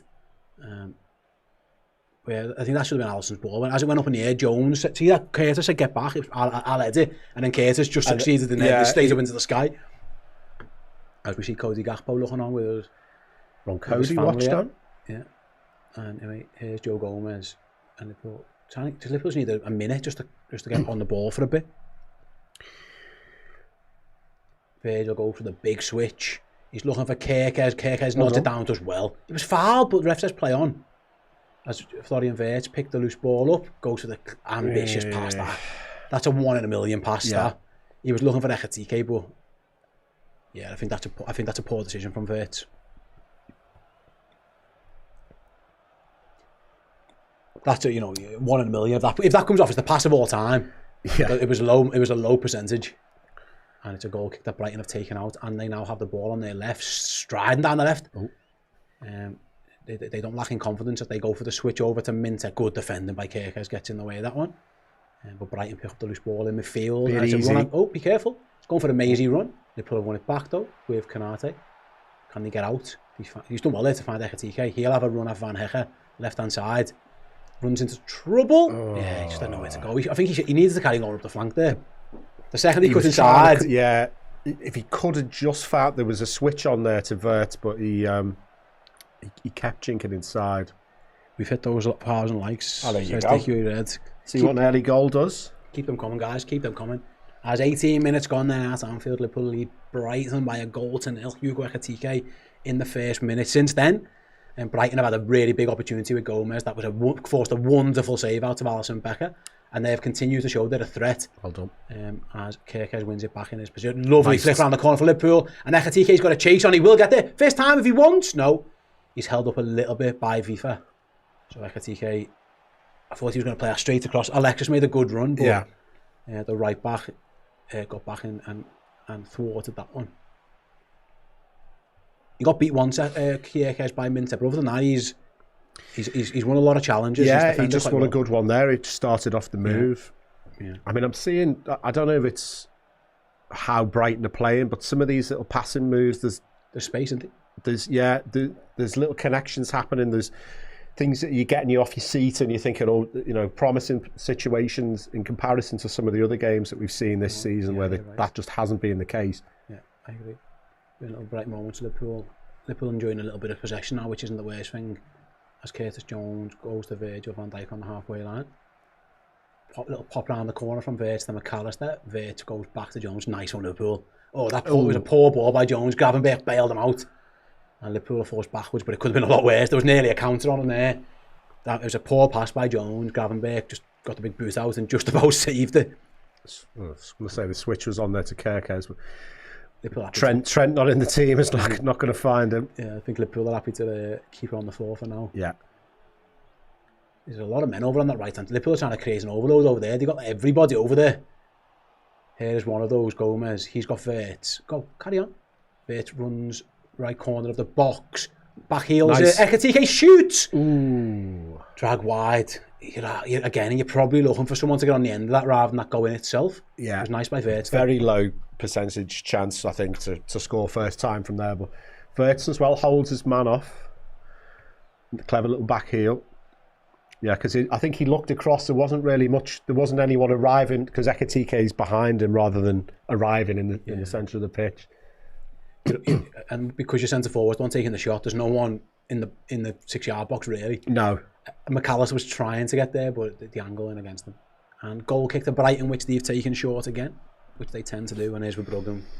Finds Van Hecker right hand side. Right then, it's been an action-packed, relatively 20 minutes and 40 seconds. Again, Liverpool lead by that 1-0. T-Dog says, I'm hopefully getting a Firmino shirt for Christmas. Signed. Oh, nice. That'll be a good prize for you, pal. Do you never walk alone in the chat, of course, in the 20th minute. Thank you, everyone. As Brighton with Minter. Obviously, Anfield pays his respects to Diogo Jota once again. Don't know, Liverpool. I showed the crowd in the next minute. Alisson had the ball, so I can't tell you how he got it. But I can tell you, Liverpool are back in possession with the goalkeeper. I have noticed Alisson's kicking in recent weeks hasn't been great. He hasn't been taking goal kicks either. I wonder if he is carrying something. I saw Virgil take one of them before. Here's Wirtz. Drifts inside, looking for a pass. Almost all Sobo short, but it's fine. Liverpool have got regained possession. Curtis is very much playing like as the number 6 here. Yeah, he does. It's strange because Gravenberg, that's his role, but he isn't in it at the moment. Jones is almost very deep, almost like a playmaker. Here again, he is. Kind of drops in between his two centre halves, trying to get him on the ball, maybe. That's a change. Now he goes to left back. I think it's just go and get on space, go and find some space on the ball. If you can, please, Curtis, make yourself an option. It's a very fluid Liverpool formation as Curtis. Here he is, left back position. Yeah, he probably had time to take that forward if he wanted to. He chose not to. It's quite hard to pick, isn't it? Because Szoboszlai's now in the left back position. But then you think, what must this be like for the Brighton players? Yeah, it's a lot of rotations happening as Liverpool go long. Good chest down by Wirtz. Ekitike got there, but then Brighton just about recover. Liverpool have got the ball back with Jones. Brighton wants the foul. It wasn't given. And Joe Gomez, right hand side rather, fires it back to Curtis Jones. He's letting those little 50-50s go, this ref. Yeah. And he's done it for both teams, to be fair. At both times, they could have. Some refs would just blow them up and not take the risk, but he's willing to let a few things go. And here's Jones again. He's going right back into Gravenberg. Spins into trouble, though. And the ball trickles back to the Brighton goalie. Liverpool will press him. Absolutely, they will. Sobo does, but it's a good pass out, actually. He finds his left back. And to be fair, he got it back again.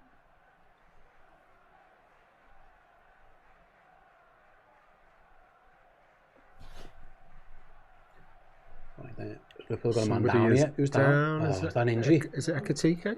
No, it's Gomez. No, Gomez. Oh. This is... Joe Gomez is crouched down in the centre circle. It's never normally a good sign, is it? What are your options here? You can just go Calvin Ramsey, or... Big call, isn't it? Or you go... For his Premier League debut. You throw Sobo or Curtis the right back. I think he'd probably do that. Who comes on there, though? Yeah, that's the other question. Oh, this is a tough one. Just looking at Liverpool's bench, Liverpool's options are... I'm looking past the board. They're lucky as the centre-half option. They got Robbo, the full-back, Calvin Ramsey, the natural right-back, Salah, Isak, Rio and Chiesa are the options. The only real defensive ones are... You can just go straight swap and put Calvin Ramsey at right back. Yeah. You can get Sobo or Jones there, but who goes into midfield would be your option. You know what you could do? You could put Salah or Isak on. Yeah. And drop McAllister one. Yeah, I was going to say, or Chiesa. Have Chiesa as the nominal left / like this Wirtz role, but I don't feel like he likes using him. It's Either way, never a good sign this for Joe, is it? I don't know what's happened, but Joe Gomez it's seemingly off the ball. I don't know. We can't really tell you what's happened to him. What's going on here? Fancy dress in the crowd here. People with fake moustaches or something. Either way, Joe Gomez. I mean, this is unfortunately the story of the Joe Gomez career. It's Salah. Well, there you go. There you go. There you go. I said it could be Mo. It's Mo time. I said maybe a forward option. He clearly doesn't fancy Calvin Ramsey yet. No. It's a big call, isn't it? Premier League debut. It's the return of the king. He's been on the naughty step for a few days as Mo Salah ever since that interview at Leeds. But Liverpool, Gomez off, Mohamed Salah on. And it'd be just like him to prove a point. Hopefully not too bad for Joe, but he's walked off, but I don't know what's wrong with him. So it's a reshuffle for Liverpool. Everyone's going to drop back one, really. And Mo Salah, unless he's playing right back. The manager's really pissed off at him. Go and do some doggies at right back, Mo, up and down that flank, mate. So it's going to be Szoboszlai. And Liverpool are going to go 4-3-3. That's what's going to happen here. So Salah on, Gomez off, 25 minutes gone at Anfield, and Dominic Szoboszlai goes to right back. It's a big reshuffle for Liverpool. And here, the game is back underway again. Szoboszlai right back against Arsenal. Yeah. I was going to say there was a few. This combination within the first 3 or 4 games of the season, Fert's done really well there, by the way. He was good out there for a while. Yeah, before it all started going a bit wrong. So, because I thought, well, Ramsey, that's the least amount of changes. You can keep everything else the same and just say, go on, we back you, all that. He's obviously not done that. We've now had to change the formation a bit, and we've moved Szoboszlai to right back. The manager's just speaking to the Super Shop and just trying to figure all this one's out for now. Where is Sobbo? And he's played it down the line. Chance for Liverpool. There's lots of it. It's Salah straight away. Plays it to McAllister. Plays it to Ekitike. Oh, goalie gets there. It felt like Liverpool overcomplicated it a touch. Yeah. I think Maka could have shot. It was good. Yeah, I think Salah's saying, why didn't you shoot? Acres of space for Mo immediately. So it's a 3-on-2, really. He picks the right option. I thought there's no way Salah's passing it. Maybe there's. Could he have shot? Salah or McAllister? McAllister probably. Maybe it's getting blocked unless he lifts it. Just doesn't. It's good goalkeeping in the end, but there was a big chance for him. It's neither one thing nor the other. He flicks it, but he doesn't find his man, and he doesn't put his foot through it to take a shot. Promising sign. Very early on from Mo. There was a lot of space, wasn't there, on the turnover? Yeah. Liverpool had a lot of men forward as well. Van Hecker goes long looking for Minter. Alisson comes and claims that comfortably. Oh, and takes the quick throw in straight to Curtis Jones, trying to replace where Minter had come from, which isn't the worst idea. And here's Vert, very deep. Liverpool look more like a 4-3-3 again now with this, but we'll see. Salah almost straight away into the action. Nice to see Liverpool.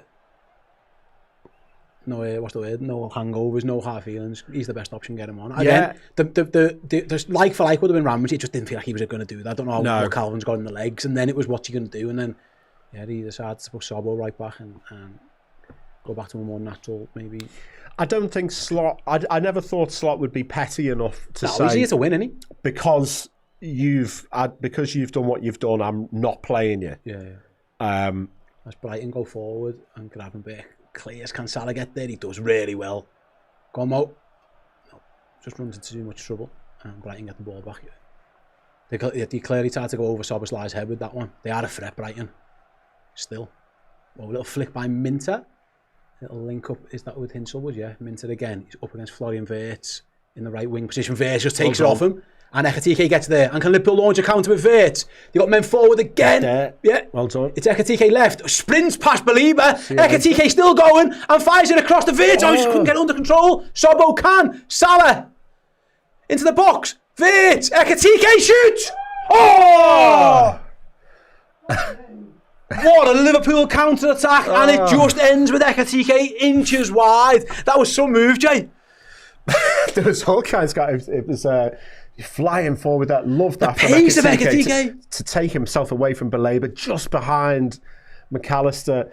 I thought Salah was going to shoot, but it again, right option, great. But it was a funny looking finish, but it so nearly curled into the far corner.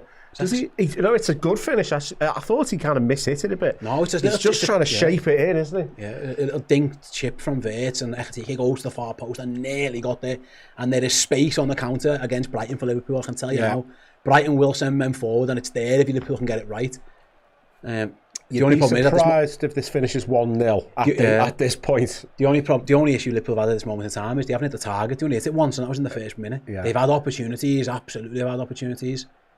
And at some point, like I say, you want to get that second against these. That was inches wide. That was a lovely Liverpool counter. Ekitike's pace.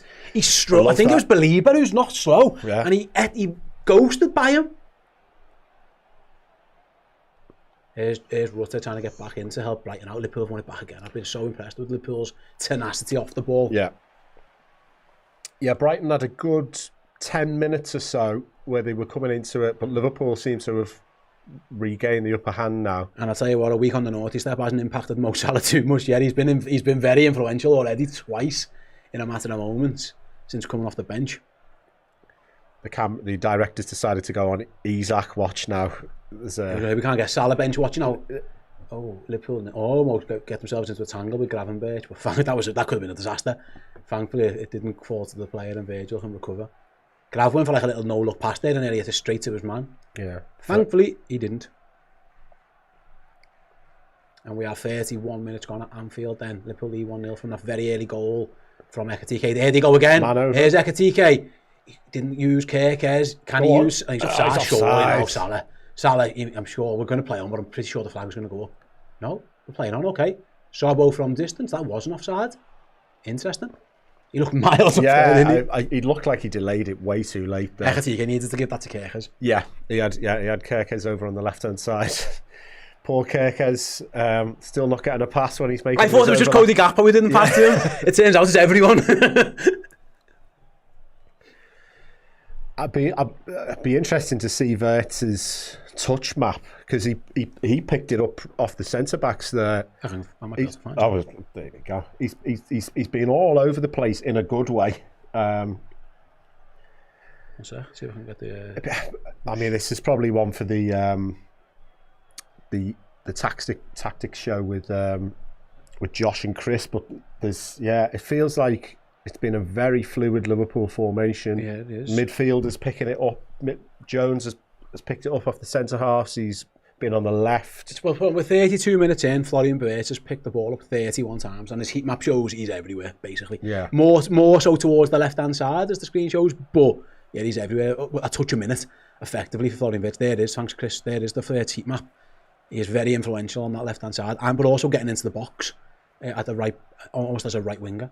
So yeah, we've seen a lot of Florian Wirtz in this first half hour or so. Good call by you, Joy. Here's Liverpool again. I just want that second goal now. We look so we just look so dangerous. We've had a good 5 or 10 minutes here. Just not hit the target enough. A champion, a kind of champion Liverpool side, a really good Liverpool side would make this 2-0 here. But we are currently not a really good Liverpool side. They're playing well. But they're playing well today. Yeah, it's been much better. It's been was the last home win against Real Madrid, I think. We haven't played this well at home for a while anyway. Other than that chance that Alisson saved, and there was a Minter shot which was never looked too dangerous. Yeah. Liverpool have had the upper hand. Sometimes the substitution can rock you, but actually it's made Liverpool a bit better. Yes. And here's one of the reasons why. Here is Mo Salah. Handball, surely. Yeah, gee, how did the linesman not give that? It's 1 yard, it was a clear handball. And Liverpool have a free kick right hand side. Good chance to get the ball into the box. It's clearly handball. I mean, why doesn't the linesman put his flag up for that? It was Kadioglu. He scored in the Anfield last year. Yeah. It's a great goal from what I remember. Yeah, it was, yeah. Anyway, chance for Liverpool to cross on the right-hand side. It will be Dominic Szoboszlai. Now Liverpool's right back. He will cross it in. Van Dijk, Kanate, Ekitike provide the height. McAllister, good in the air. We know that even for a little fella, he's in there too. Wirtz is in and around it as well. Similar-ish position to McAllister's goal against Real Madrid. Yeah, Sobo crosses, near post. Ooh, what happened there? That come off their man, didn't it? Liverpool have been given a corner. I don't know who it come off. the cameras panned to Alexis. It fired over the bar. I didn't really see what happened. I'm surprised he gave a corner for that. I thought McAllister shot. Did McAllister just hit that straight over the bar? It does look like it takes some type of deflection, doesn't it? I couldn't tell you who it came off last. Hinsel would maybe. Anyway, Liverpool got a corner. It was McAllister on the volley. Yeah. That was so difficult. You usually just give them giving us a goal kick because the ref can't make his mind up. Anyway, Liverpool do have a corner that Sobo's gone across to take. In it comes, near post, headed clear, only as far as Wirtz. Trying to get it out of his feet, can't. Too slow. And it's counter-attack for Brighton. Liverpool need to get back now. Brighton streaming men forward.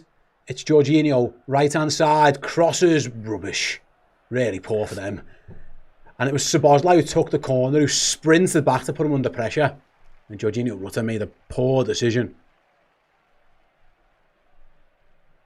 To be fair, Liverpool got numbers back, but they were never in any shape, Jay. No. It was just lads sprinting back. And to be fair, Mo Salah was one of them at the back post there as well. But Jorginho Rutter, thankfully, played a terrible pass. And all's well that ends well. 35 minutes gone at Anfield, then Liverpool lead 1-0. Through a very, very early goal from Hugo Ekitike. There's been chances for the Reds. There's also been a big save from Alisson to deny Gomez, but Liverpool also, by the way, forced into an early sub in the first half with Joe Gomez going off, replaced by Mohamed Salah. As the ball bounces around midfield, Kirkers gets the foul. Surely, referee. No, we're playing on. Yeah, I was going to say the Brighton player wanted a foul and he played on. No, that's now there's a foul. Liverpool play on with there, right? Oh, go on. Yeah, let a few things go there. Ref played advantage when Kirkers was fouled, and here's Szoboszlai. Gives it to Mo Salah. Back inside to Sobo. Can he get there? Yeah, he does. And finds McAllister. He goes right hand side to Salah. Back to McAllister. Inside to Szoboszlai. Good defending by Brighton though to get clear. People just seem to dally a little bit on the ball there. Yeah. They got to, again, harking back to that Sunderland game, it was just playing across, back to Canate. That's actually all right if you're 1-0 up, but when you're 1-0 down, it's no good, or you're 0-0. Yeah. So I wouldn't even mind a bit of a boring 5 minutes here, but the Reds are continuing. I think they know they need that second. Yeah. While they're playing well, I think you want to see them get that second. They have created enough to do it. Here's Kirkers then. First time we've seen him properly advanced, I guess, for a while. Although not much comes out of it, and the Reds are going to recycle with Jones. And he's going to advance forward now. Can he find there's no one really on, so we had to check back to Kirkers. Macher made a half-decent run, but he kind of marked himself with his run. He ran into his markers. Here's Canate down the line to Ekitike, who's dropped in deep to Salah. Back to Ekitike. Liverpool again, very fluid formation. Keeping the ball moving, much quicker pace on the ball as well, which is good to see. Good ball inside by Canate to Gravenberch. He's tackled though well. He's running back though. Wide. No! What's that for? No, it wasn't a foul. Refs give a foul against Gravenberch. It didn't look like one. Let's see. Did he get the ball? Yeah, he clearly just flicked the ball first. I think he gets the ball and then stands on the lad's toe. That's not a foul. That is not a foul. He gets the ball and then lands on the lad's toe. That's not a foul. It's just hard lines, isn't it? It's like, you know, if you get the ball and then absolutely break somebody's leg, then it's a foul. Your foot's got to land on the floor. Exactly. That's a bullshit decision. And Liverpool were in a good position there. Yeah. Don't like that decision anyway. For the ref who's let a lot go, that felt very picky. Yeah. Anyway, here come Brighton with Minter. He's going to have a little run at Kirkers. Kirkers just shoves him off the pitch. Sit down, lad. That'll do. Throw into Reds. Yeah. They tangled legs, but off the... Is that still a foul if you... I don't know. Anyway, they tangled legs off the field of play. I think the fact that he kicked it out of play. Well, yeah. He is fast, Minter. Kirkers was half scrambling to keep up with him, but it's all good. And then he throws this straight back to him. That was a poor throw in.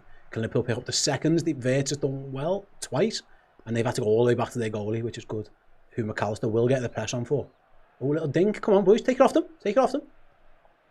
Van Dijk just throws George. Oh, I'm surprised that wasn't a foul. We'll take it, though. Just threw Jorginho on the floor. And there's Ekitike. Left wing. Curtis Jones does well. Foul. That's a foul, surely. Right then, 39 minutes gone at Anfield. Liverpool still leading 1-0 from that very, very, very early goal from Hugo Ekitike. Jorginho, I mean, he's probably pissed off that he didn't get the foul. Yeah. Then he fouls Ekitike, I think. Ekitike buys that one. Yeah. Just sticks the arse out and goes foul me. Yeah. I really like that little bit of play from Jones. I love I think quality players, when they've got people right up behind them, they still have the presence of mind to do something clever with the ball, and that's what he did there. Sobbo's gone across to the left back position to take this one, which means it's almost like a direct to the back post free kick, and it goes very to the edge of the box. Wirtz, chest it down, goes back to Sobbo, another chance to cross with his right foot if he wants. No, he goes all the way across to Gravenberch. Good ball. But I mean, I'm not sure what he's going to do with that. Liverpool have kept everyone up for now. I think Sobbo might have been better just putting that in the box. Yeah, he back didn't. post. Maybe. Anyway, Liverpool still got it with Wirtz, and he cuts inside. Just ran into trouble though. And Brighton will try and counter from there if they can. Minter goes long. Oh, Jones just gets half ahead to it, but it's a big chance if Minter can get hold of it. Man over. Kanate's back for now. The shot at goal is blocked by Kanate, done really well. Yeah. Curtis did well there, you know. Yeah. Because that ball was onto Minter, and if Jones doesn't get a touch on it, he's one-on-one. Jones just about enough to slow him down, and then thankfully Kanate got back and made the block. I thought fair play to Curtis. Yeah. He was never winning the foot race, so he had to get his head on that. Nice switch from Mo. Yeah. Liverpool got men forward here. If Kirkes can find the pass, he cuts inside. Keep going. Kirkes wide to Wirtz. Wirtz going to shoot. Shoot. Go on then. No, blocked. Yeah, that's fine. Forced to Szoboszlai. Back to Gravenberch. He's going to cut inside. He shoots straight at the keeper. Next, another shot on target for Liverpool. But this one much more comfortable for Verbruggen. He's done well to be. He sells the dummy there. See you later. Little toey finish. Comfortable really for the goalie in the end. That was a proper toe banger from Ryan Gravenberch. Yeah, Curtis has been tired, he says Mary Beth Malloy. He has. She's had a good half. Right then, still 1-0 though, that's the problem. Liverpool will have to, at some point, have to get this second, because they're playing well, but you don't want to sting in the tail. I haven't seen Brighton attack from their left at all. Really. No. It's all been Minter down the right. They haven't gone left, which is mad now because Liverpool haven't got a right back on. Got a midfielder there. Here is Minter up against Kirkes again. Cuts inside, goes back post. Kanate should clear and does. And again, can Liverpool launch a counter with Maka? It's on if they want to. Lays it left hand side to Ekitike. Szoboszlai's in space. Ekitike is slowed down by Belieber, isn't he? Needs a pass, boys. Yeah, just knocks it back. I think that's fine. At 1-0, you'll take that. Yeah.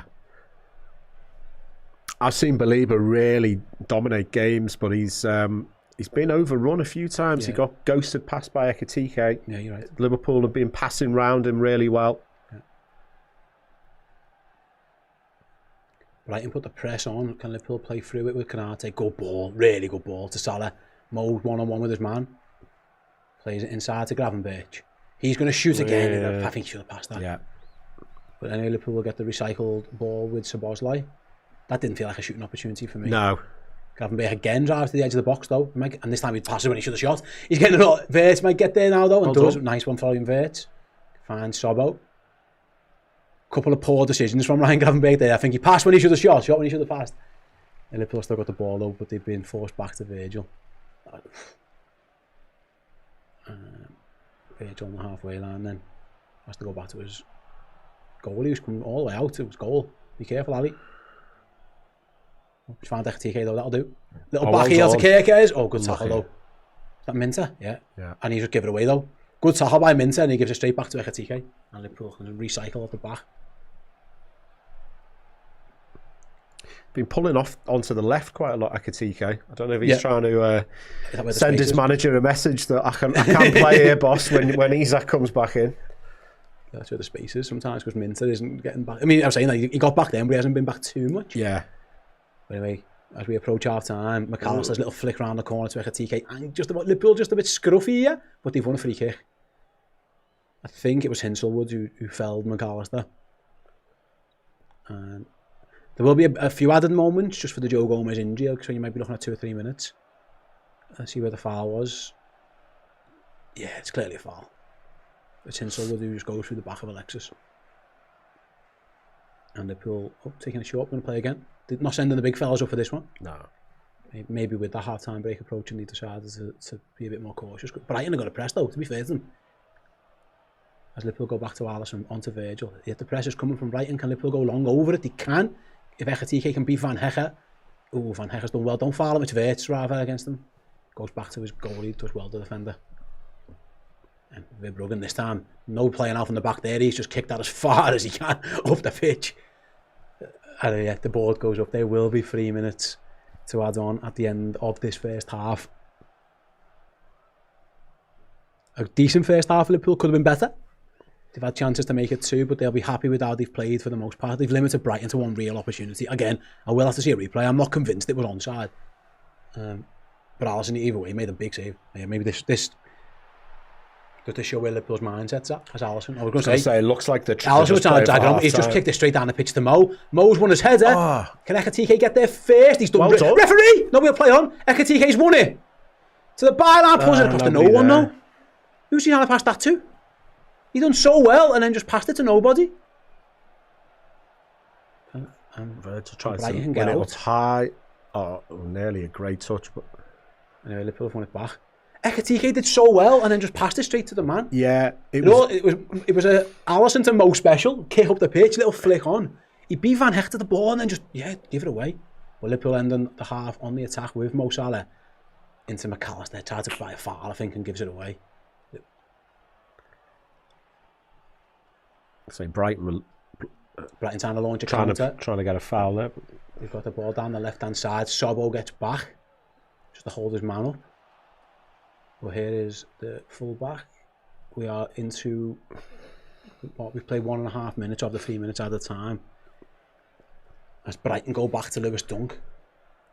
Half opportunity for Liverpool there with Ekitike. Just once he'd won it, I don't know what he was trying to do. There's no one there to pass it to.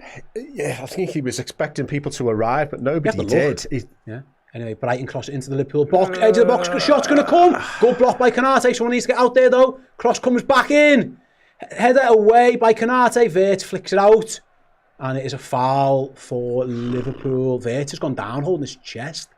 Has he been kicked in the chest there? He's in some, pain. Let's have a little look at the replay. It's Gomez who gets that, see?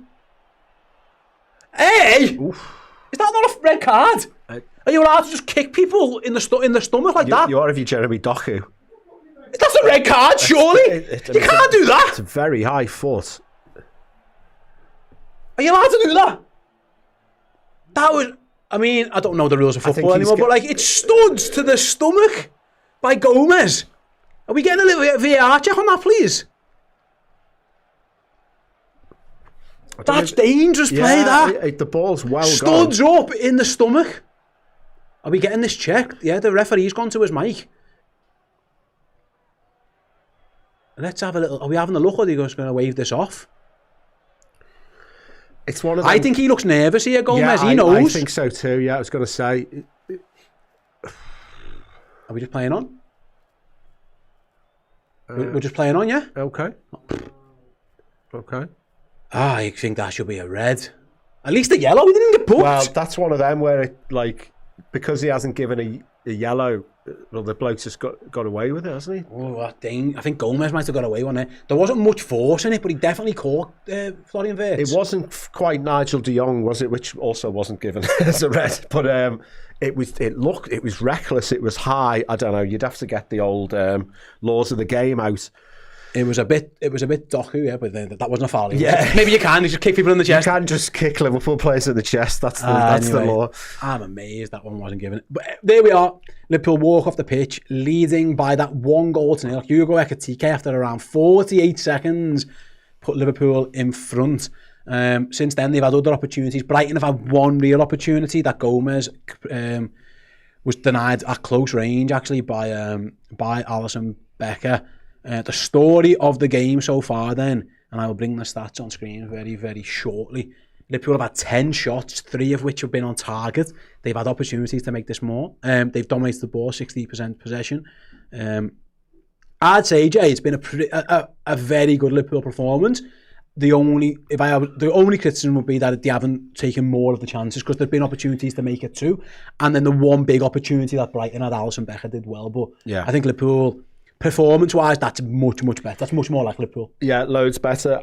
I was a bit worried once we'd gone 1-0 up, and then Brighton came into it. They had the Minter chance and the chance that was saved by Alisson.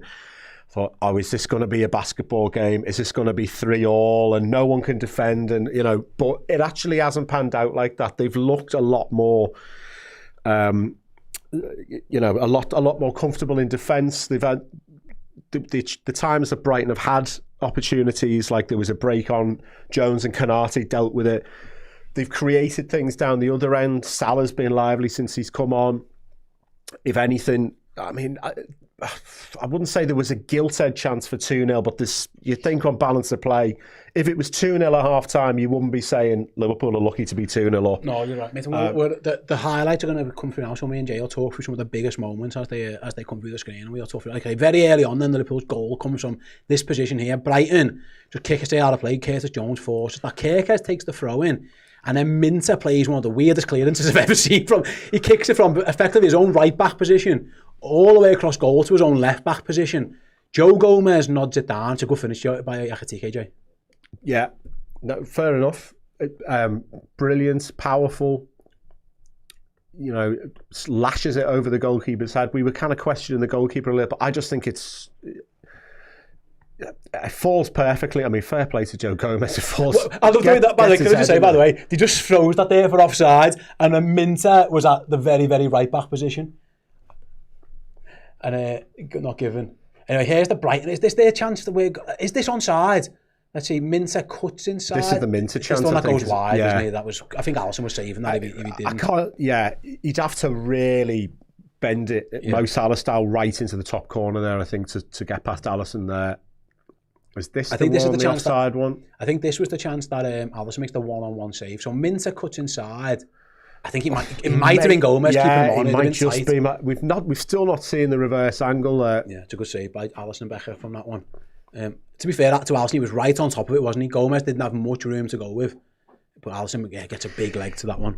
I think like a really, really class striker would maybe just dink the keeper there, but you've got to have real presence of mind to be. That was a chance, actually. That was Liverpool's biggest chance. Yeah. Salah, just that moment after coming on, finds McAllister. McAllister either has to shoot or get more on the pass. He does neither. Yeah. If he gets enough connection, Ekitike's got to tap in, but I think he should shoot. Just shoot across goal. Yeah. Worst case is the goalie saves it and taps it to one of our lads. I was wondering if the Brighton defender would have been able to block it, but actually I think if he just puts his foot through it first time, I don't think he would get across. And then the next opportunity comes when Vert thinks it's Ekitike. It's a good improvised finish, just wide. Again, it's been nearly moments for Liverpool for that second, but hopefully, fingers crossed, they can continue this attack, and then we'll back them to score another one. But Brighton have posed a threat. It's worth mentioning. They've only had one real chance, but they do look a bit dangerous, and Liverpool will know that they have to perform better. That Gomez thing, is that a red card for you? I'm looking in the chat now saying everyone's. I'd have to see it again. He said it's dangerous. I don't know what it's in his belly. I think he just.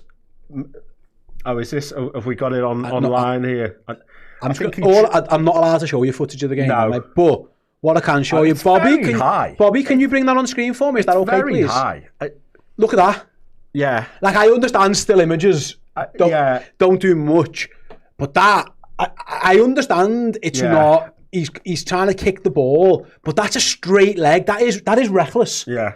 That is. By the way, I said he did get a yellow card. Okay. He did get booked. He did get a booking. Yeah. Oh, I'm not sure why that isn't a red, because he doesn't get nowhere near the ball. He's miles away from the ball. The ball's gone. I think that potentially could be a red card. And Diogo Gomez may be lucky to be on the pitch. He looked guilty as sin, didn't he? When the camera panned to him, I think he thought, I'm in trouble here. But not given. Did the fact that he'd given the yellow on field maybe just influence it? I don't know. I don't know. Yeah, on look back, because I thought the first replay I saw, thought, that's high, but it just just at the last second he's trying to pull out, but it's still. And the ball's nowhere near it. That's the main thing. I thought at first maybe he's kicked the ball up and gone. He was nowhere near the ball. I think he's half lucky there. Yeah. Gomez to get away with that one. Right then, let's go to the comment section. Any comments, thoughts, questions? Get them in before me and Jay go to a quick break. Mark said, do we see any subs at half time? Maybe McAllister goes off. Given that they've lost Gomez and brought Mo Salah on, I don't think he would make another change now. He hasn't really, I mean, who? He hasn't really got any more midfielders. Yeah. That's his issue. If he wants to get McAllister off, there aren't many more options available. Chiesa's probably not the right one for that one. So I would say no. And to be honest, I think McAllister has been okay. He's been wasteful in the box. So there's an argument absolutely to say, can you get someone else into those positions? But no, at this moment in time, I don't think Liverpool will change too much. Who says, Steve, who do you think, or Anjay, who was the best player in the half? Anyone stood out for you in particular? Jones, I thought was really good. Vert, I really liked as well. I'd say one of those two. Yeah, I thought Kirk has done a pretty good job on Minter. He got beat once, but he's done okay against them. I'd say Konate's actually been pretty good. He's. I was about to say, I think Konate with the ball as well. Some of his passing's been excellent. He's had one or two that have been into trouble, but or into traffic rather. But yeah, I think he's been solid. Some of his passing out's been good, So, but I've Jones or Vert to me, I've been really impressed with Vert. He's been, as we were saying before, he's been covering a lot of ground.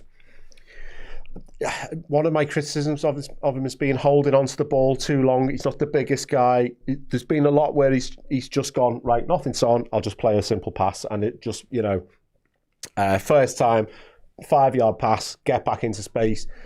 But then there's been other times, like his little back heel, where I thought I couldn't really see where he was going to get a crossing from, and he found it. That's why he's a special player. He can see those passes. Yeah, so maybe Jones by a hair, but yeah, they've been a few. Yeah, I'd say Jones, Vert, Konate, Kirk. I thought Gomez was having a good half until he went off. But then he might have lost the runner for the big chance. And actually, by the way, Mo's been pretty good since he come on. Oh yeah, I'd Mo's say been so. bright as well. Ekatike's been bright, so there's been a lot of them. Liverpool have played pretty well, to be honest with you. Like I say, it's been the only disappointment here is that they haven't taken more of the chances. If you get 10 shots off in the first half and some good chances, some of them were, like I say, some of them were from distance. I think Sobbo had one from distance. Gravenberch had one that he was a bit speculative, but they've fashioned some good chances. Liverpool have been pretty good. Nathan says, could you bring Isak on for McAllister? It seems to be staying very high. Isak, but then that means Mo has to go deeper. And I don't think you really want that. So I'd argue no. I'd argue you probably can't. I don't think by the way, I don't think any of his midfielders come off in this game. The sub, Robbo will come on for Kirk at some point. That's a sub that he's got available to him. And Isak might come on for Ekatike, and you might see Chiesa come on. I don't think you'll, unless, again, barring injury, I don't think he's going to change much in his midfield, to be honest with you. Maybe with 5 or 10 minutes left, you bring Vert or McAllister off for Chiesa, or I don't know if you'd play Ria, probably Chiesa. Say, Chiesa on that left-hand side. But yeah, I can't see McAllister. Certainly can't see him coming off a half time. I think he's been all right. I think he's been better than some of his previous weeks. He hasn't been brilliant, by the way, and he's been a bit he's been wasteful in their box, McAllister, which is the shame, because he's got himself into really good advanced positions, and he's been found. Liverpool have actually found there looks like, because Jay mentioned the Sunderland game where it was devoid of anything. Liverpool's passing forwards and link up and getting players into space has been good, and I do see the point of it hasn't exactly gone swimmingly well for Alexis when he got round there. But I just don't see the options again. And I don't think you want to change your shape again. So I don't see it right now. No.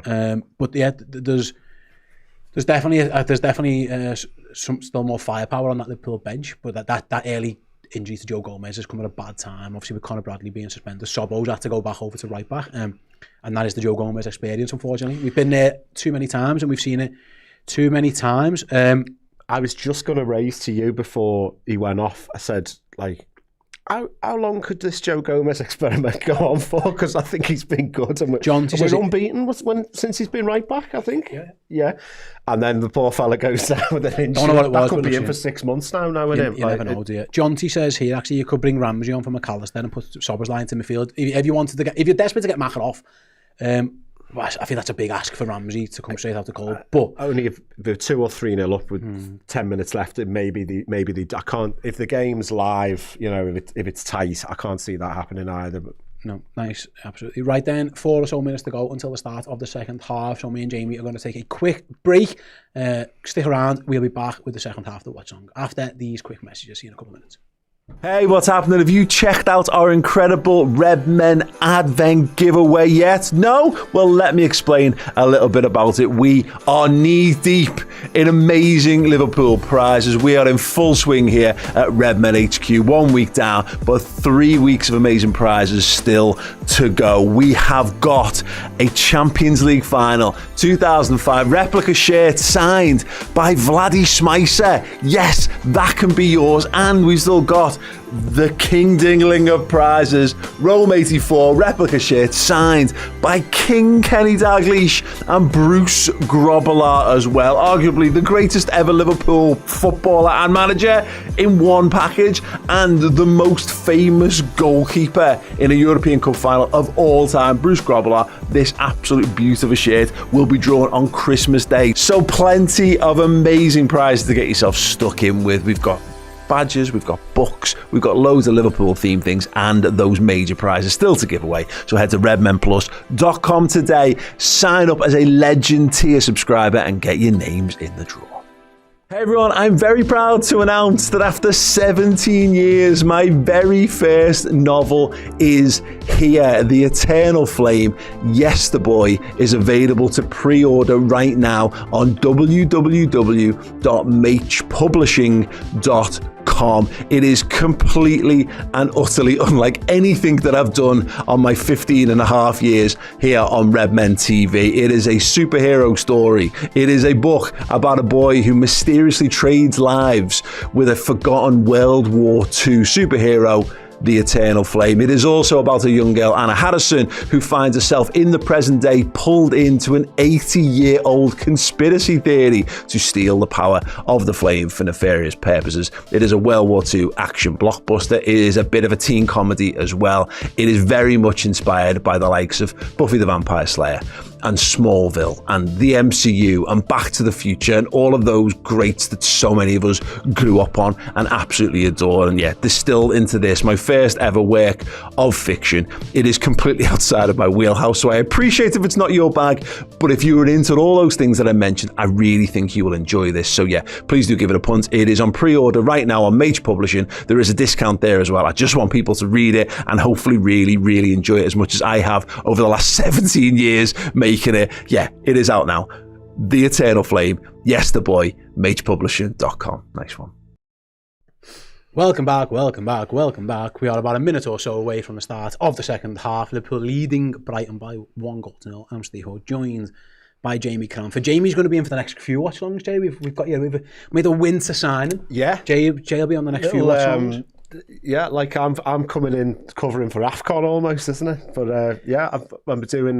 You're covering for Errol, Paul, and Dan in 3 consecutive watch-alongs. We've got our replacements. Yeah, there you go. Like you're our Santa Claus.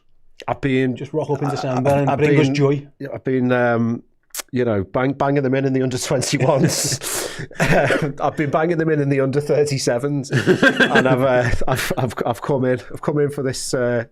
I was going to say congested winter period, but it's actually not that congested. We're glad to have you, Jay. We're absolutely glad to have you. And yeah, we stick around. We've got the second half of this to go, and Liverpool currently leading through Hugo Ekatiké's goal.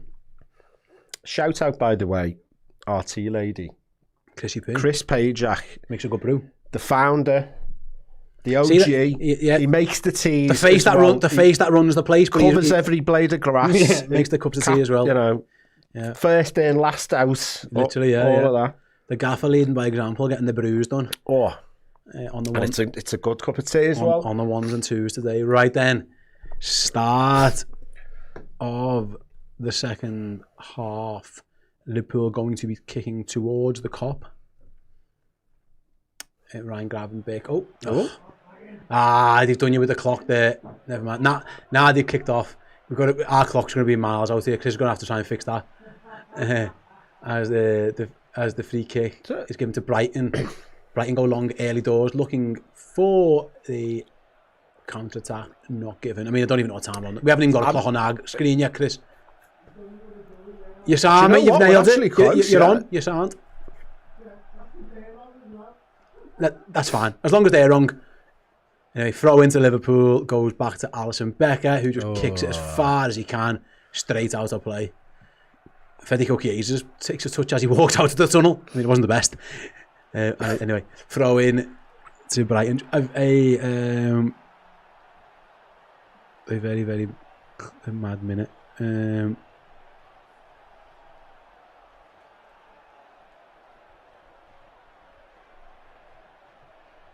Just got a bit of the Hawaiian sun on our backs in the break there, Steve, didn't we? Lovely, absolutely lovely. A little bit of... what's this? What's going on here? Why is it taking about 6 days to take a throw? Yeah, I don't know. Had a quick Mai Tai. Nice, yeah. Little pina colada. Right then, Brighton going the attack down there, right. Liverpool half clear. Salah does clear. As far as the halfway line, Van Hecker goes back all the way to his keeper.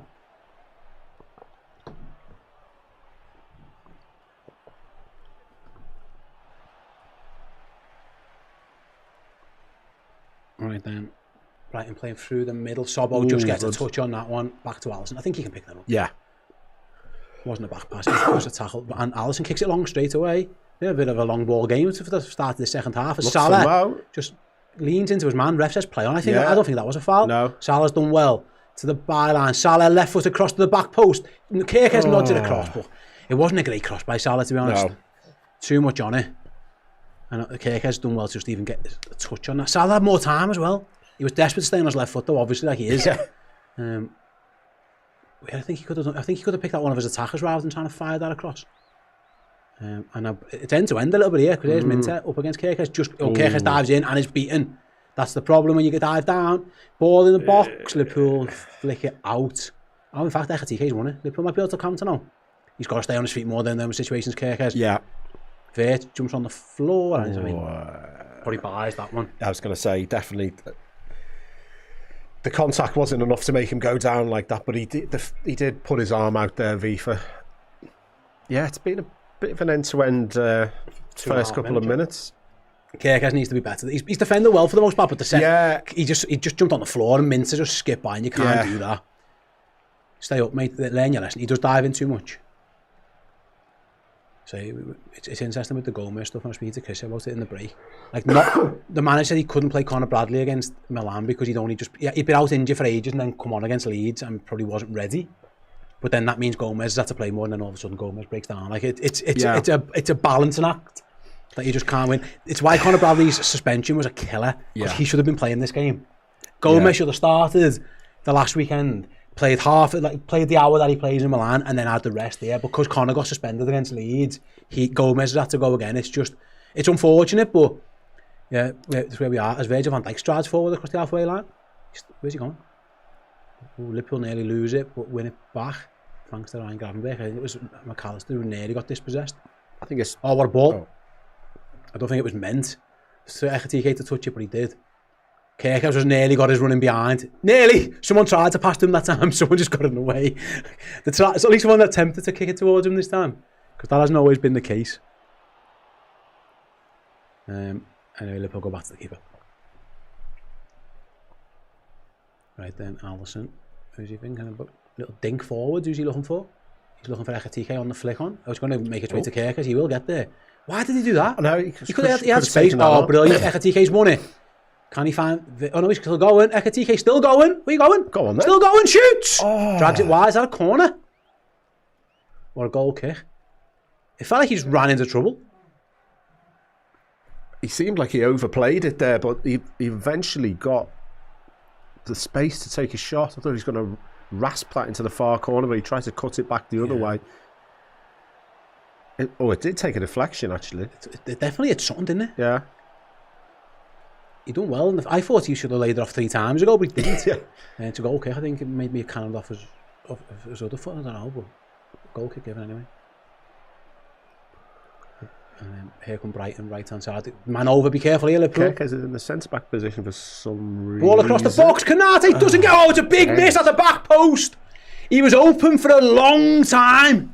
Was Gomez, and it looked all day like he might have got a tap in, but he missed. I think it was just temporarily. You had Kirkes in the middle there. Verts trying to cover. Did that hit the post? The outside's the post. Kanate scrambling to get back. He slides. If that's on target, it probably goes in. You would think, yeah, Alisson was beaten. All ends up. Yeah. Whether Kanate would have got a touch if it was on target, I don't think so. Big opportunity for Diogo Gomez. Warnings, that's the thing for Liverpool. If you don't take your chances, Liverpool were all over the place then. That guy, he was open from the minute 1. I don't know where Szoboszlai was at right back. What was going on there, no? Yeah, Liverpool. Kirkes was at centre back. It was very odd. Liverpool got caught out, and because they had time to reset from the goal kick. You know, it's not like they didn't know. They come from a goal kick. You're right. Yeah, it wasn't even like a break and play in terms of like a counter attack, and that was a big miss at the back post. Liverpool get away one night. Don't know where Sobo was off the goal kick.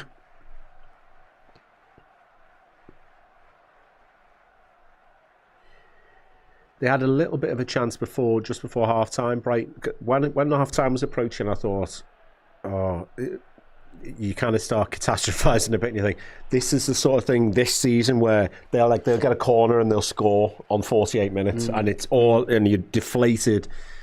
But that obviously didn't happen. There's the warning signs if you're not careful. Lads. Yeah, we need that second goal. Right then, Kanate gives it back to Alisson. He can go across to Van Dijk. He's going to be pressed by Rutter, so he's going to have to get rid. And just kicks it long. Ekatiké's going to chase though. Ball back to the goal. He was nearly cut out by McAllister, but Verbruggen was on his toes.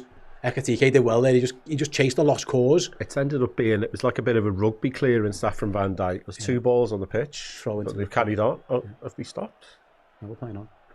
Jones. Ekatike to the byline. Needs a pass or a cross. Passes it back to Jones. He doesn't want to pass to Kirkes, obviously. No one does. Here's Gravenberch. Strides forward. He needs a pass now. Here is Milos Kirkes. Jones. Good ball into Kirkes. Turn round. Gravenberch. Jones. Shoots. I think that's his own man. And comfortably into the hands of Verbruggen. It'd have been our luck for the lad who should have been sent off to score a goal against us at the back post, by the way. Oh, yeah. And Liverpool have won it back through Szoboszlai. He's got Salah to his right. Here is Mo Salah. Verts. Salah. Szoboszlai. Left-footed shot. Hits Salah. Was he onside? No. Twice our shots if it's our own players, yeah. I mean, it was a poor shot by Szoboszlai anyway. But the flag did go up. He was offside, yeah. Yeah, he was. And free kick in their own box to the visitors. Alex Isak warms up for Liverpool. As Ryan Gravenberch wins it back. Oh, foul given, I'm not sure. Oh.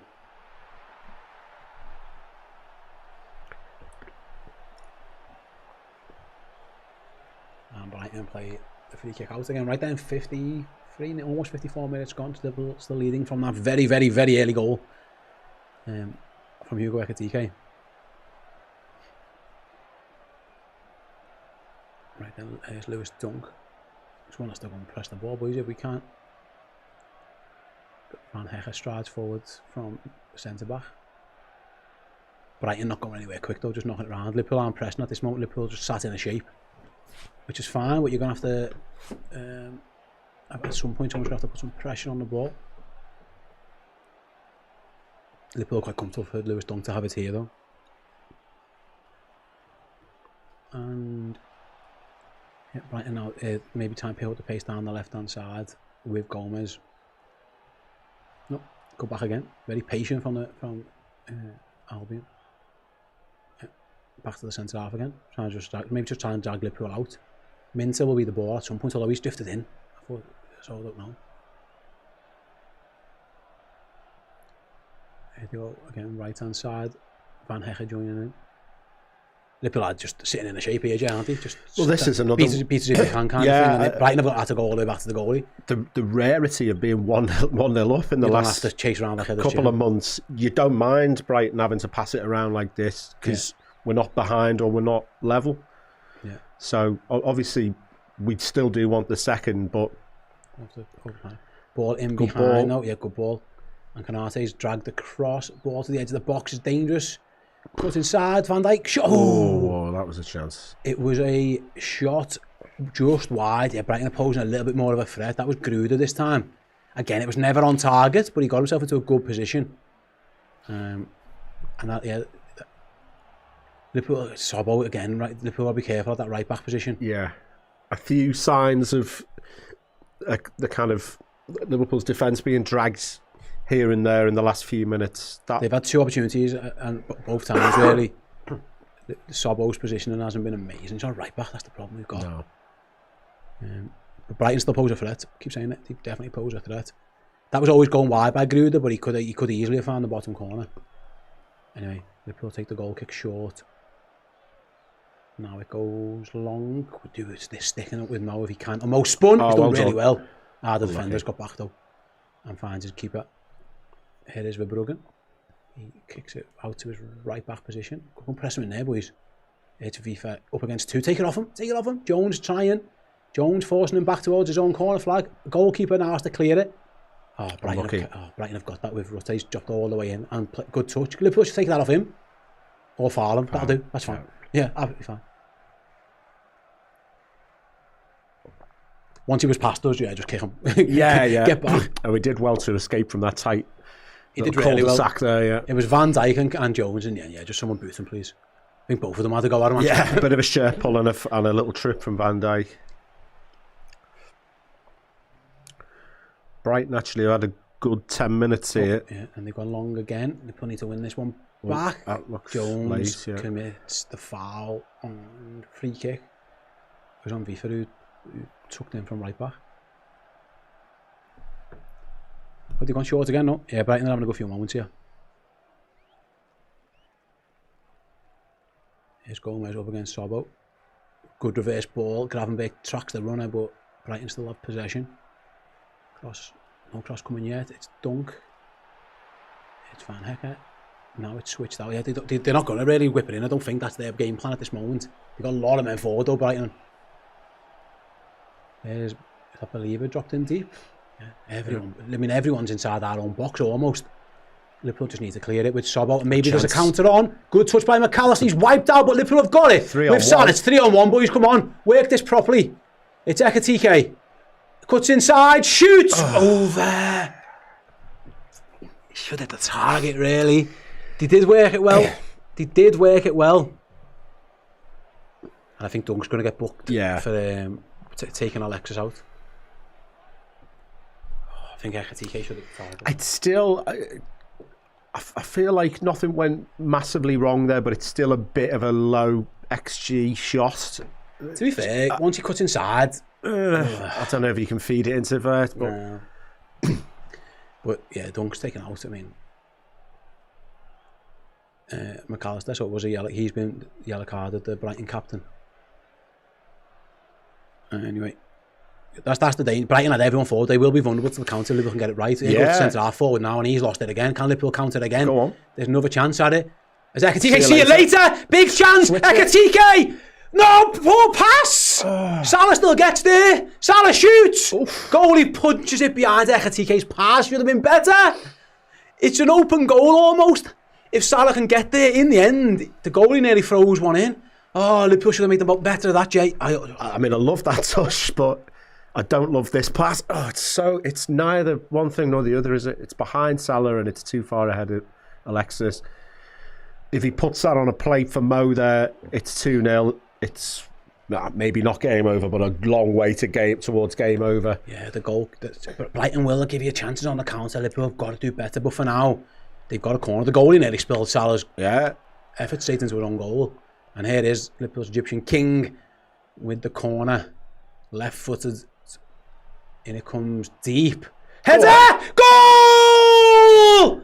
And once again, it's Hugo Ekitike. He's missed a couple. He didn't miss that one. Easy as you like. And Liverpool lead 2-0. It's a free header at the back post. There'll be an inquest from Brighton. I don't know how that's happened. But they've left Liverpool centre forward on his own. And he made no mistake with it. And there's that second goal that we've been crying out for, Jay. I thought that at the side net. That's why I didn't get up for it. Well, very good. Yeah, I was thinking Jay's kind of chill. Yeah, no, I was like, oh, what a bad miss that one. Yeah, let's have a look at this. It's a bit of a Chris Kamara from me. That Mo swings it in. I mean, what's going on? Yeah, he's lost his man. Easy as you like. 3 yards out, 4 yards out. There are genuinely few goals in football that I think I could score, right? I reckon I'd give myself half a chance. Yeah. That is terrible defender and goal. But to be fair, I couldn't jump that high, so no, I couldn't. No, probably not. Gets and up. He's about 6'4". Yeah, I was going to say, yeah, he gets high into the sky. Mo Salah celebrates the assist. Oh. Hugo Ekitike celebrates the goal. And Liverpool get that all-important second because Brighton have posed a threat. 2 consecutive Premier League games in a run now where Hugo Ekitike's bagged a brace. Let's not let this one go like the last one did, boys. Oh my God. Let's not do the same again. And they've wasted a couple of counters, but he made no mistake. That was poor from Brighton. Great from Liverpool. You're fuming if you Hurtsler because you say, all right, they've had 2 chances there. Let's deal with this. Let's everything, and then there's it's like they've got like 3 men free at the back post, and the goalie, I don't know where he was. Yeah. And yeah, as Woody says there, yeah.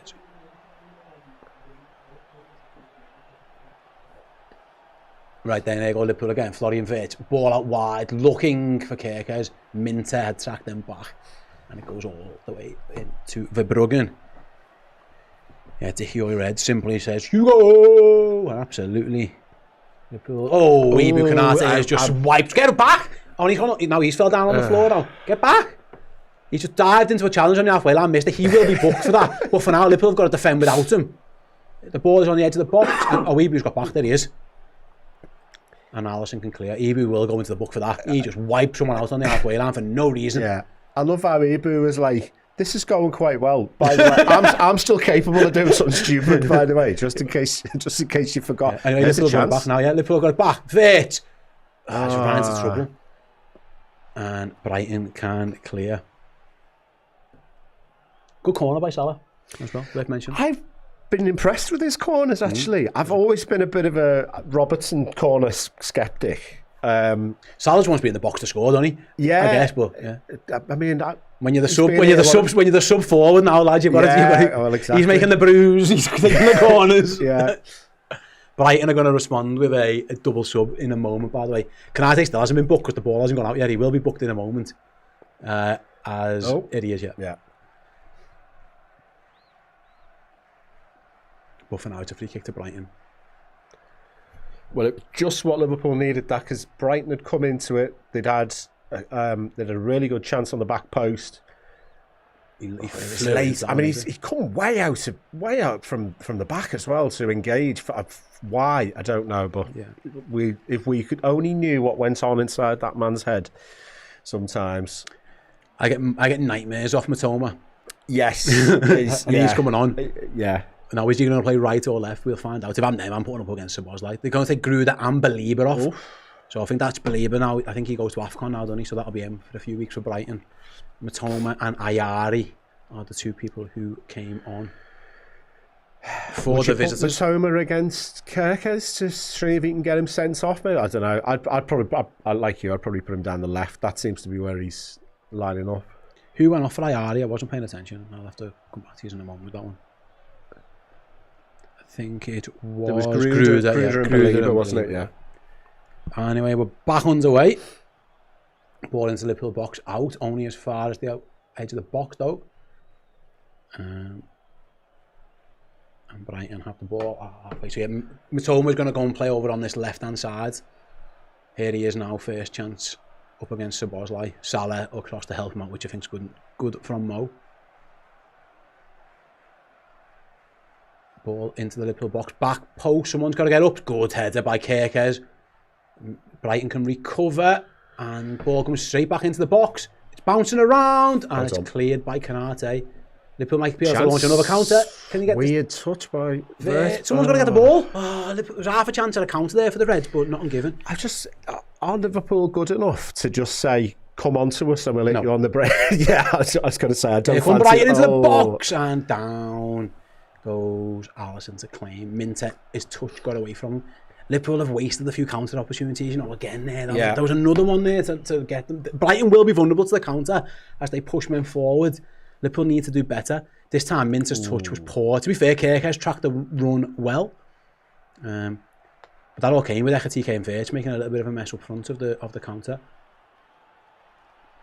Anyway, ball back with Alisson. He just kicks it up in the air really rather than too far out. You're right. His kicking has been poor, isn't it? Yeah. And Brighton have won it back. I think Verts looks tired.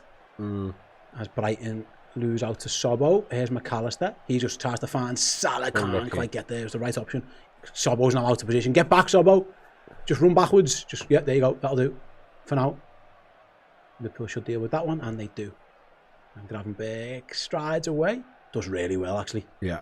Finds Salah Salah does well, and Liverpool should have some comfortable possession. And breathe. I'm just looking at the bench there. I mean, Verts is looking a bit leggy, is what I'd say. There's no one like... Oh, Van Dijk's poor clearance, and Brighton can capitalise. Liverpool in danger here. Oh, nice. Verts, to be fair to him, gets back there and does well. And finds Salah. Maybe I would be doing him with the service. He looked fine then. Maybe he just needed a little minute. Yeah. We all need a minute sometimes. There goes. What a ball in behind. Can Salah get there ahead of Dunk? Dunk does really well. Last ditch tackle, really. If he gets that wrong, he's sent off. What a ball with that, Alexis. What a pass towards Mo Salah. And to be fair to Lewis Dunk, he defended that excellently. He's already on a booking as well. He'd have been off if he hadn't got the ball, but he did. Right then, Matoma. Liverpool are going to have to double up against him. Here he is into the box straight away. He squared it wide. Geez. It's gone for a throw in that. That's how wide that went. Straight away, there's your threat. Into the action, yeah. What a pass to him as well. Who was it? A little flick around the corner from Rutter. Rutter, sorry, yeah. In the end, he was crowded out, to be fair. But I mean, does that count as a shot if it goes for a throw in? He was trying to have a shot there, I think. Was he? I don't know. Dangerous. Sobbo's down now. Is it? What's up to Sobbo? What's up? Holding his ankle. His ankle? Or his shin, maybe. Oh, Liverpool don't need this. I know. He looks in some pain here, Dom Sobbo. I didn't see what happened to him. He's got his hands over his face. He's not really the type to try and stay down and buy time, really, is he? Let's see what happens. There he is, chasing Matoma back.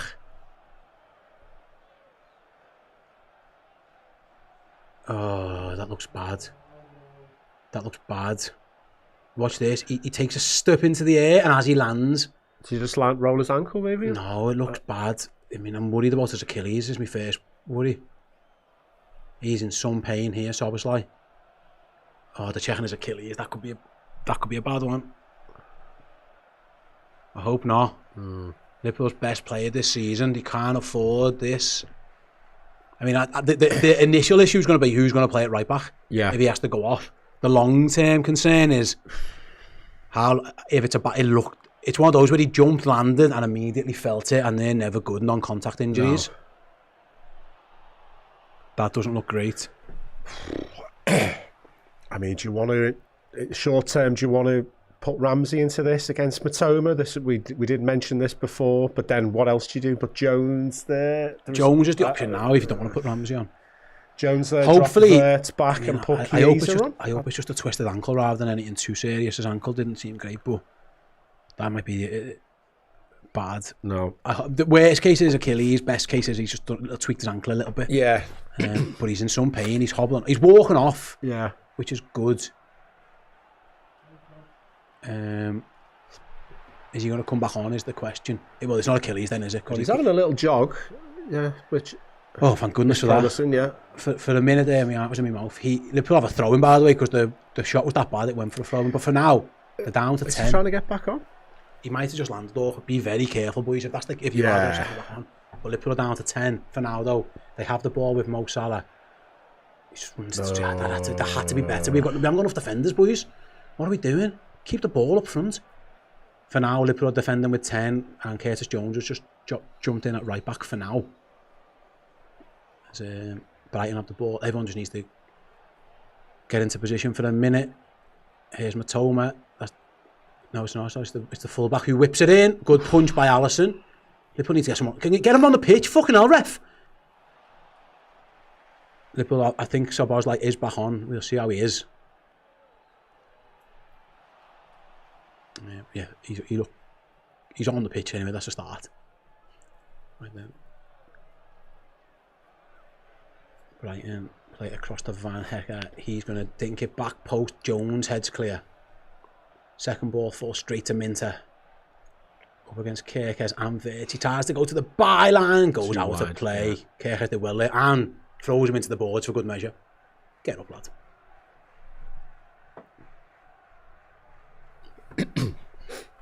Think he's okay, is he? Yeah, he's all right. Normally 2-0. I wouldn't say quite getting the cigars out, but I'm fairly comfortable. Tell you what, the ball boy nearly got wiped out there as well. Oh, to be fair, Minter takes a whack into the electronic boards on his back.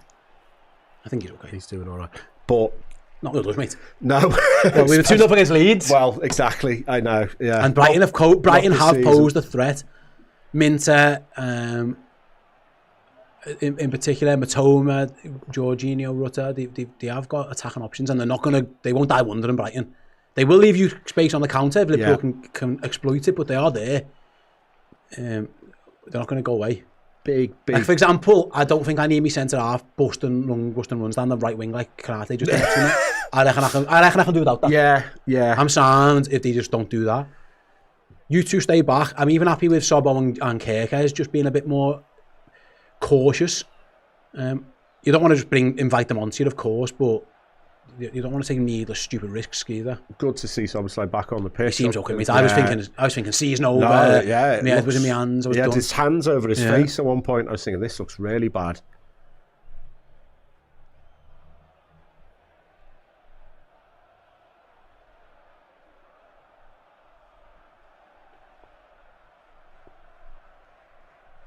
Yeah, it's tough to. I mean, I said it at 1-0. You could see another goal or two in this, couldn't you? Absolutely. You could see this not being 2-0 come 90 minutes.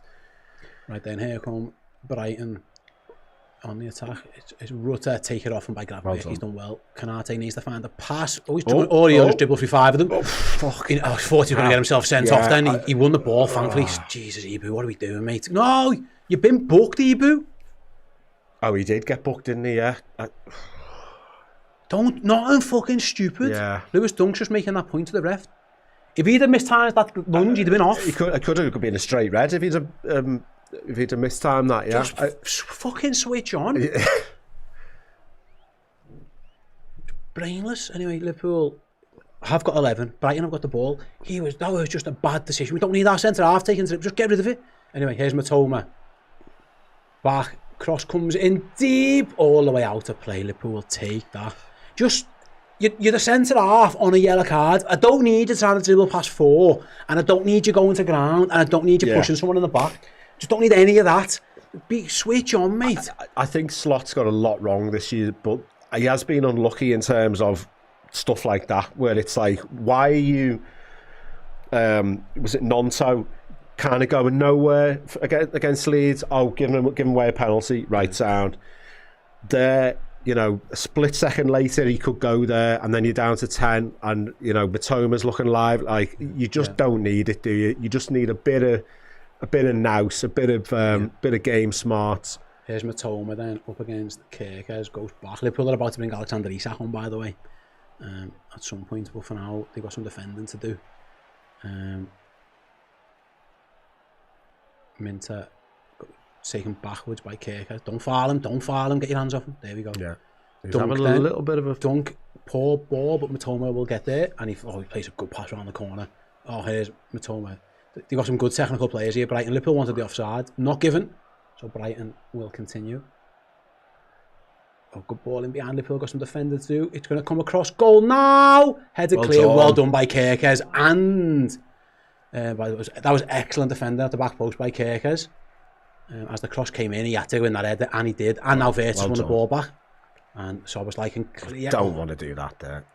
Gavin Birch has won it and found Vert. Can Liverpool launch a counter? Salah, if he fancies it, he might have a goal. He's 1-on-1 with his defender. Mo Salah, and ball! No, Kirkes has got it though. Was that not on ball? Not given. Okay, sound. McAllister. Ekatike hat-trick maybe? Ekatike still? No, back heel, what are we doing? Unclear. Was that not on ball? I think it was a bit of a double Ekatike's deflection. gone down now. I feel like it did hit somebody on the There's hand. Szoboszlai. Sobo! Into the keeper's hands. Ekatike's holding his hamstring. He's down. We get the ball out of play. For now it's in the goalie's hands. Well, the ref... No, he's all right. Okay. Fuck's sake, man. Why all our players keep going down and going off? Maybe he's a bit of cramp. He is limping a bit, Ekatike. Yeah. That's why Isak's probably coming on. I was going to say, that last sprint that was always going to be a straight swap, I think. Was that not on ball? Am I blind? Maybe I am. Ekatike's just done the substitutes, which I think he was coming off anyway. Yeah, I don't think he had. But for now, though, here's Matoma. Chance for Liverpool at one end. Needs to keep the back door closed at the other. Matoma up against Szoboszlai, crossed. Good work. Doubled up on him. I think it was Curtis who got over, was it? We've had so many chances on this break that we have just not exploited. What's happened here? Oh no, playing on. I thought the ref blew his whistle. I know. Right then, ball. Here's Minter. Still 14 minutes or so plus added time in this one. Here's Van Hecker into the feet round the corner. Big chance for Brighton! Missed! And I can't believe he hasn't passed it. Square it, yeah. It's Viva who gets in and he goes for the glory. I think if he squares this, we're in trouble, Jay. Yeah. That all comes because Ekatike can't run, can't follow his man. To be fair, Van Dijk come across, so maybe that's what's blocked him from getting the shot, from getting the cross. And now Ekatike will come off, you would think, and Isak's going to come on. Vert's coming off. What are we doing? Unless it's both of them. He's just done the substitute sign himself, so he's definitely coming off. Yeah, I was hoping for when we went 2-0, I was thinking I could do with a nice boring 25 minutes here, but it's not being like that. It's going to be a double change, isn't it? Vert and Ekatike going off. Liverpool goal scorer. To see who the second sub will be. He's walking with Robertson coming on. Isak and Robbo. That's interesting. Just a bit of experience. Kirkes up on the left wing, maybe. Ekatike. I think he'd still have got cramp. I think Ekatike just mouthed to the assistant. I've got cramp. We're trying to figure out what this formation is. Then is Robbo's going to play back five, like the Palace game, maybe.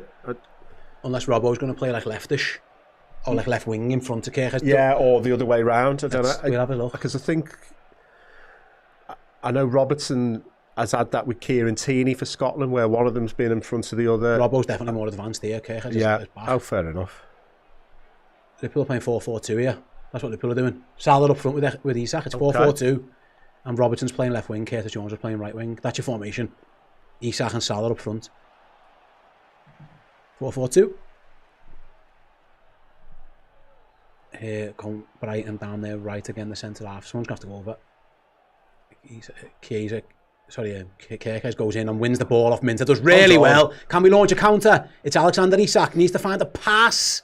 He's kept hold of it for a while. Now he needs to release it. And does find Jones, but there's no counter attack. But Liverpool have got possession anyway. Kirkes did really well there. He went and engaged and made sure he won the ball. Yeah.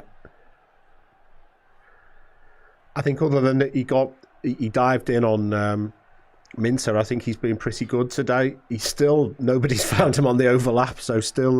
Yeah. Well, he doesn't need to go over there now, does he? No. Robbo can do that now, but you're right. For them, Minter had them a couple of times, but he's defended willfully, and he's won loads of headers at that back post. Yeah. That one. There was one earlier where he really threw himself in, and it was vital headed clearance. Yeah. Oh, for now though, McAllister plays it long. Oh, it's actually a good ball. Yeah, here's Kirkes. Plays that long. Oh, he's kicked that straight out of play though, has he? No, Robertson keeps it in. Oh, Liverpool have done all right there. Spin. Salah then, playing up front now. Mo Salah looking for Isak in Unlucky. behind. Too much. Straight through to Verbruggen. It wasn't miles away, and Salah's disappointed with himself. Brighton can go again. But yeah, Liverpool, old school, 4-4-2. The ball is played in behind. Gravenberch has got some defenders. Well excellent. Chase Jorginho from deep. Find Sobbo. Get rid, boys. Needs to go, boys. Okay. Now it needs to... Can we find the pass out there? Okay, that's fine. They're calmer than I am. And Liverpool have got comfortable possession with Konate. Plays a loose pass. And Brighton win it back. Oh, poor. What are we doing? Anyway, Kirkes does well again against Minter. And Robertson can clear. Brighton are going to come again.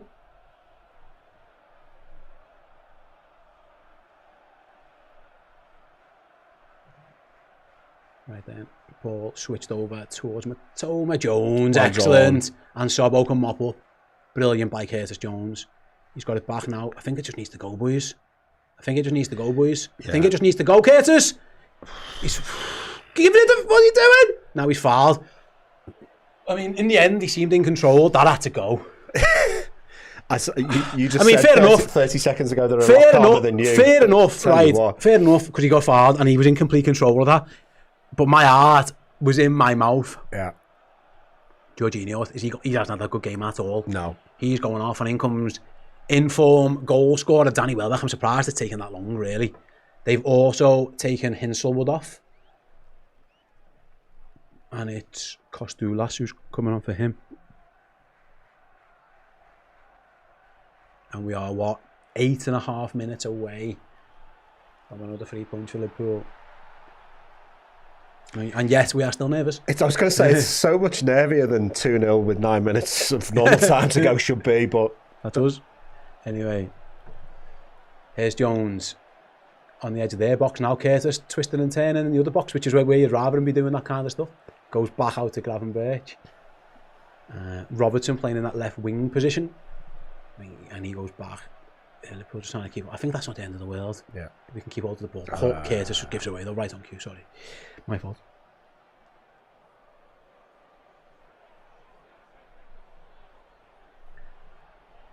Right then. Ball bounces round in midfield.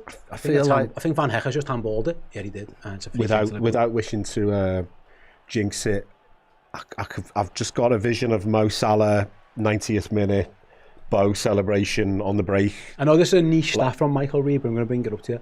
Ekitike is the first player not named Mo Salah to be Liverpool's first player to reach 10 goals in a season since Sadio Mane in 1920. There you go. Thanks for Chris for sending that one through. That's a niche stat. Sobbo is going off now. I think his ankle's pretty painful. So that'll be Was it Chiesa there? Yeah. Jones is going to go and play right. I mean, that's a very attacking change. But he clearly doesn't trust Calvin. Yeah, he's just going kind of in order of... Is Chiesa going to play right back? Order of seniority almost, isn't Curtis it? Is going to play right back. It's going to be 4-4-2 again. Chiesa is just going to play right wing. Yeah. I mean, he puts himself about Chiesa, doesn't he? He's energetic, yeah. Yeah. Right then, Liverpool are offside. Someone did pass the Kirkes, I think, that time, and he was offside. That's right, don't pass to you, lads. So, yes, since not 1920 the year, 19/20. I mean, Mo is good, but he's... And Sadio Mane wasn't that old. Like, he wasn't playing in the 20s, yeah. Since the 1920 season, I should have said. Right then, 6.5 minutes plus added time to go at Anfield. Liverpool, old school, 4-4-2. Brighton not showing any signs of giving up. Go long down the middle. Jones misses out, and it's Matoma up against Konate. Konate does well in the end. Now the defending to do though, forced all the way back. Salah might pick up the loose ball nearly, but what that's done, it's wasted another 30 seconds as Brighton have had to go back to the keeper. Jones got a bit aggressive there, didn't he? Konate bailed him out. Did well there, Konate. Right, then switch again. They're going to look for Matoma early and often, aren't they? That's going That'll to do. play. Take your time, boys. Van Hecke it was looking for Matoma. Straight out of play. as Fabian Hurst looks at his team, he probably doesn't think they've done that badly. They've just had a couple of mistakes and they haven't quite took the chances when they fell. The same can be said of Liverpool. Yeah. Yeah, they haven't been terrible, Brighton. It's not been a kind of Rafa Benitez-esque 2-0 where you dominate the game and you just pick them off twice. They're a good team. They've had chances. Yeah, they're a good team. For now, though, Liverpool give it away in midfield. Matoma drifting inside this time, linking up with Minter. There's lots of play. It's going out to the right. Liverpool got a man down over there. Who's down here? We're playing on without him for now. The ref stops the game. Who is it? Who's down? But Alexis. He looks in some pain as well.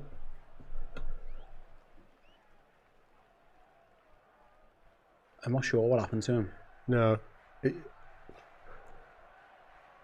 Let's see. He lands on he lands hard and on his shoulder. Yeah. Have we used all our subs? We've used all the chances to make subs, haven't we? And in the 3 opportunities. Yeah. The only way you get around it is if it's a concussion. If it's a concussion, which I don't think it is. I think no, he's just landed on his ribs. He's holding his side. I mean, he did land landed hard. I wonder if he's yeah. taken the sting out of it a little bit, but he certainly did land hard. I mean, if it's me, I'm faking a concussion. yeah. So he's got a sore head, yeah. Maybe you need to, but for now, 4 minutes plus at the time, but there will be a bit of that now. There's been a few subs. Obviously, another injury break. There was a one to Sobo as well earlier on. That was an injury break. I think Alexis is just getting his ribs checked by the doctors and the medical team. But this will all, of course, be added on. There he is. James Milner coming on. Elsewhere, by the way, Chelsea are beating Everton 2-0. That's the only other game in the Premier League that's currently happening.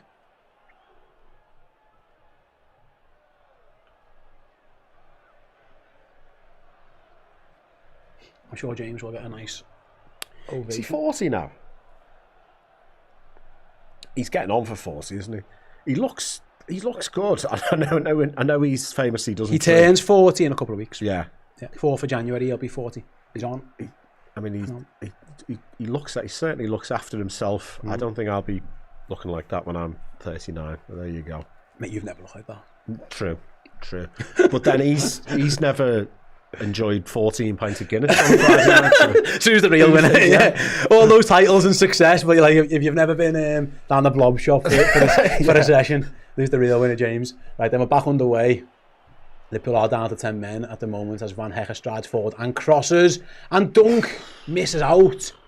And I think that's going to be a corner to Brighton. I think Kanate got a vital touch on that. Can we get our defender back on? Can we get him back on?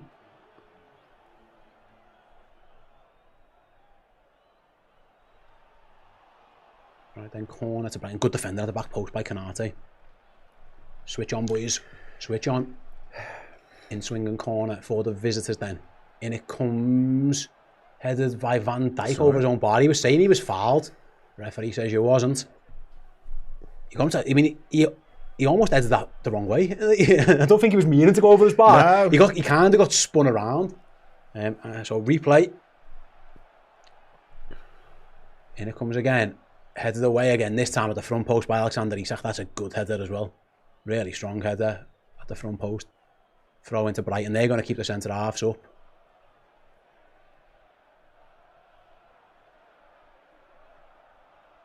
What's going on here?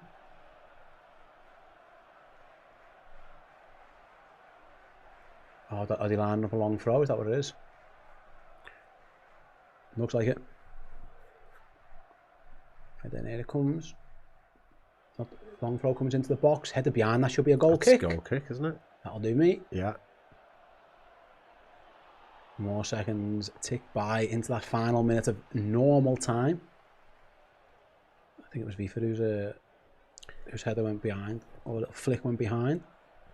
I think, but yeah, Kanate again dealt with that initial chance. He did really well. Yeah. Other than the two stupid things where you go, "What are you doing?" I think he's been pretty good today. Yeah, here come Brighton on the attack though again, piling men forward now in the last minute of normal time.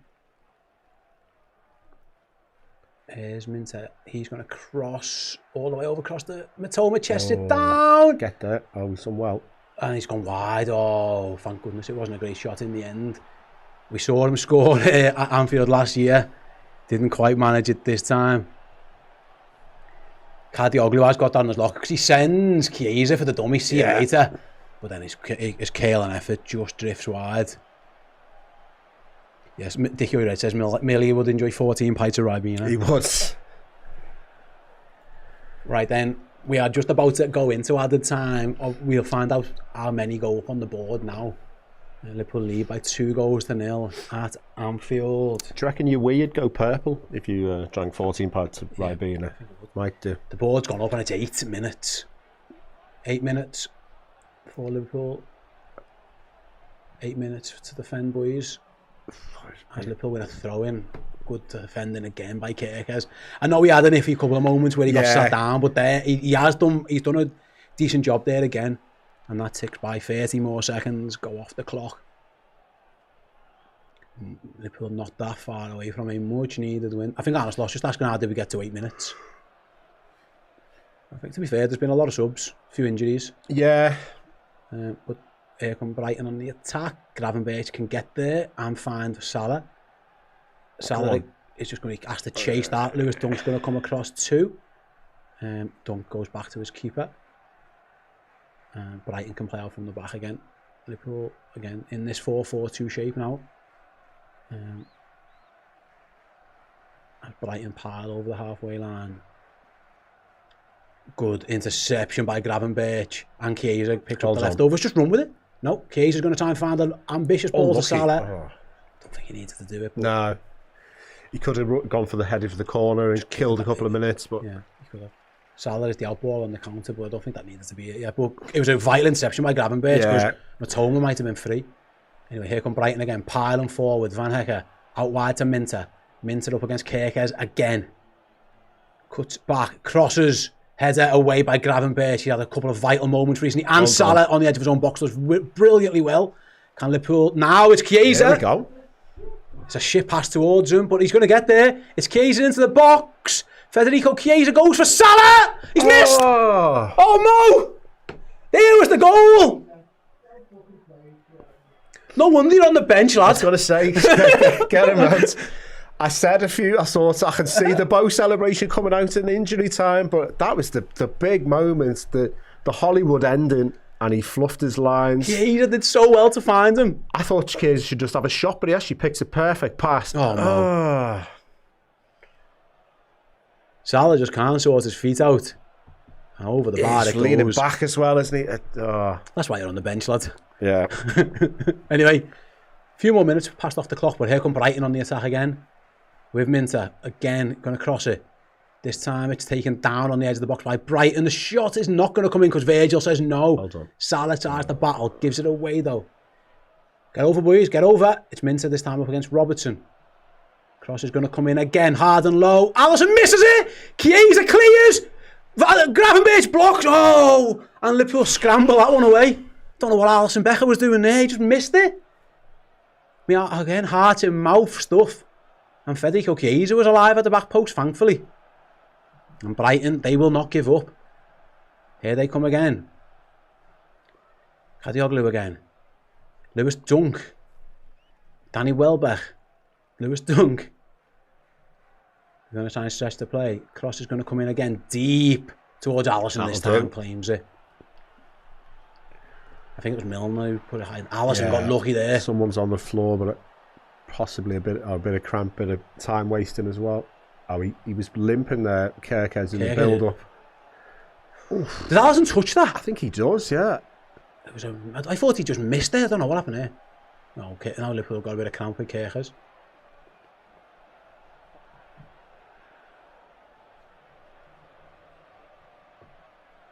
Danny Welbeck, not very happy. Normally, seems like a fairly mild-mannered fella. This will all be added on. Oh gosh. So yeah, 4 minutes to go, but they'll add more on for this injury. I mean, Liverpool are leading by 2 goals. Yeah, it feels like it's only one, doesn't it? But Kirker's having some gel.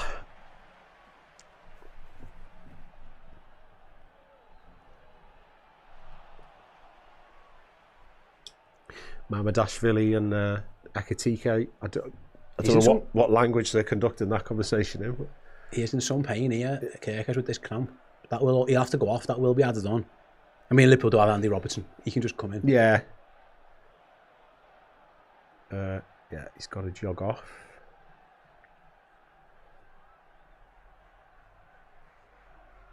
Mo Salah comes across to take his drink as well. Get some fluids on board.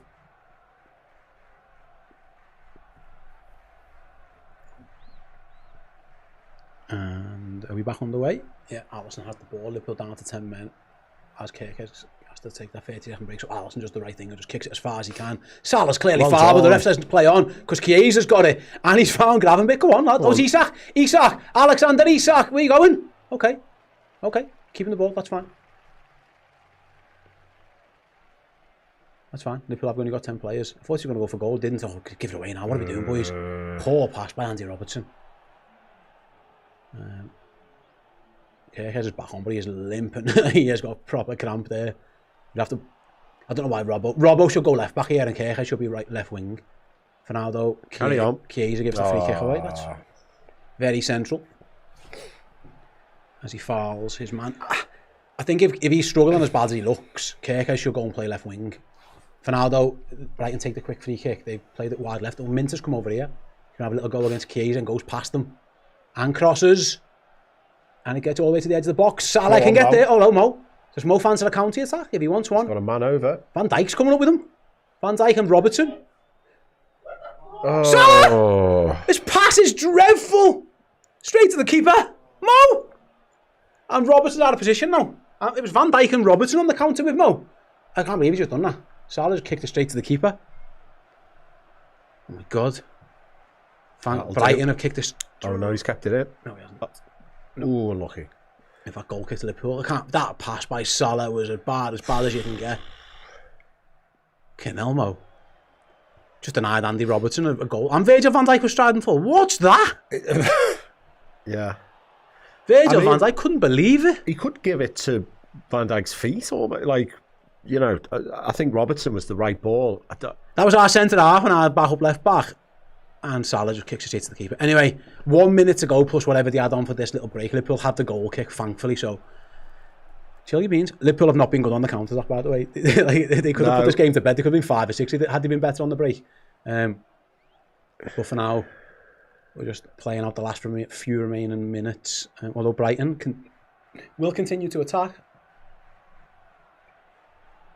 Is that brilliant defending? Oh, it's been unlucky. Brilliant. Oh no, he's got the foul. Yeah. Kirkers got fouled, yeah.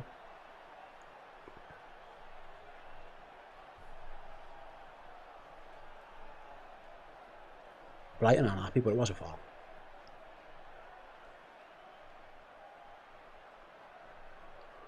Well, Jay, looks like they're going to do it. Much needed 3 points for Liverpool and for Arne Slot. It's been hard fought, and like I say, not an easy game whatsoever. It takes Liverpool at this moment in time back up to 6th place. There's a lot of games to happen around them, of course, throughout the course of the day. Yeah. But obviously Everton getting beat. And obviously Liverpool beating Brighton does get pumping up the league table a little bit. There's plenty more football. Palace, United, Sunderland all to play, of course. But yeah, Liverpool have looks like are going to get over the line. We are past those 8 minutes. But of course there was an injury to Milos Kerkez, so there might be another minute or two to add on. And yeah, to be fair to Liverpool, to go, Brighton have had the break. Liverpool have been into Milan, and then to come back, because some of them are run on empty. There's been a few lads go down with cramp. There's been a few lads looking tired, but it's been a very manfully fought performance. It hasn't been perfect, but it looks like they've got the job done, which is fantastic. They could have scored 3 or 4 today if they were better on the counter. I mean, Brighton could have scored 1 or 2, but yeah, you're right. I think they deserve to win. Yeah, I agree. Here's Curtis Jones with some defending to do, and he does it well. Oh no, he gives it back to Minter though. And here comes Minter into the box. Brighton not just going away without a fight yet. Oof. And it's blocked at the back post this time by McAllister. And here's Robbo. Just run with it, Robbo. Okay, now you can pass it. There you go. Robbo finds Isak. Isak finds Robbo. Mo's in the middle, if you can find him. Can Mo Salah get his goal? Oh. No, the goalkeeper comes and denies him. At the death. We're still playing on. Yeah. How long's this game? And still, I mean, if this was 1-0, I'd be tearing my hair out. Right then, Right. the final whistle goes at Anfield, and it's Liverpool 2, Brighton 0. It's never easy against Brighton, and the scoreline suggests Liverpool were comfortable. It wasn't really, but I think the better team in the end just about won. It could have been more for Liverpool. Brighton had a couple of chances, but not too much. But that is a very good point. 3 points for Liverpool. 1 for them by Hugo Ekitike. Right then, just to let you guys know what's going to happen here on Redmen over the next hours or so. Very, very shortly, we'll have a vote out on our social media accounts where you can vote for your Liverpool players in terms of their rankings. Were they boss sound? Were they decent? Or are you messing? And then later on, over on redmenplus.com, me and Jamie will go through all of your rankings and have a little chat about each of those players as well. There'll be a reaction from Chloe from the stadium. There'll be a reaction from me somewhere here on YouTube as well. But first, before we go, we do have to name our oosh.co.uk man of the match. Go on. Tricky, which is unusual for Liverpool recently. Do we go Ekitike because he's got the 2 goals? I'll leave it on your toes. I will let you do it. Pressure. I like Jones. I like Wirtz. It's got to be the lad who scored twice, hasn't it? Yeah. Go on. Well, Hugo, you've got it. Shout out. So there's a few good Liverpool performances. We'll go through them all on the player ranking show. But yeah, Hugo Ekitike for the second time in 2 Premier League games. Bags of brace. Here's our Oosh man of the match. Thank you very much to Oosh for being our sponsors. And like I say, click the link in the description. Go and get yourselves involved in our charity draw. Just 99p to enter alongside oosh.co.uk. You can win hospitality tickets for Liverpool versus Leeds on New Year's Day. Every single penny raised from that charity draw will go to fans supporting food banks who are doing some vital work in this city over the winter period. We wish they didn't have to exist, but that is the world we live in. So we'll do all we can to try and raise some funds for them. So yeah, get yourselves involved with that. Thanks to Oosh for being our sponsors. Thanks all you guys for watching or listening to the watch along. I know some of you do listen to it while you're kind of sneaking away at work. Do appreciate it, getting involved with us. Thanks to Jamie, thanks to Chris, thanks to Bobby. And yeah, thanks to Liverpool for winning the game of footy. See you all soon.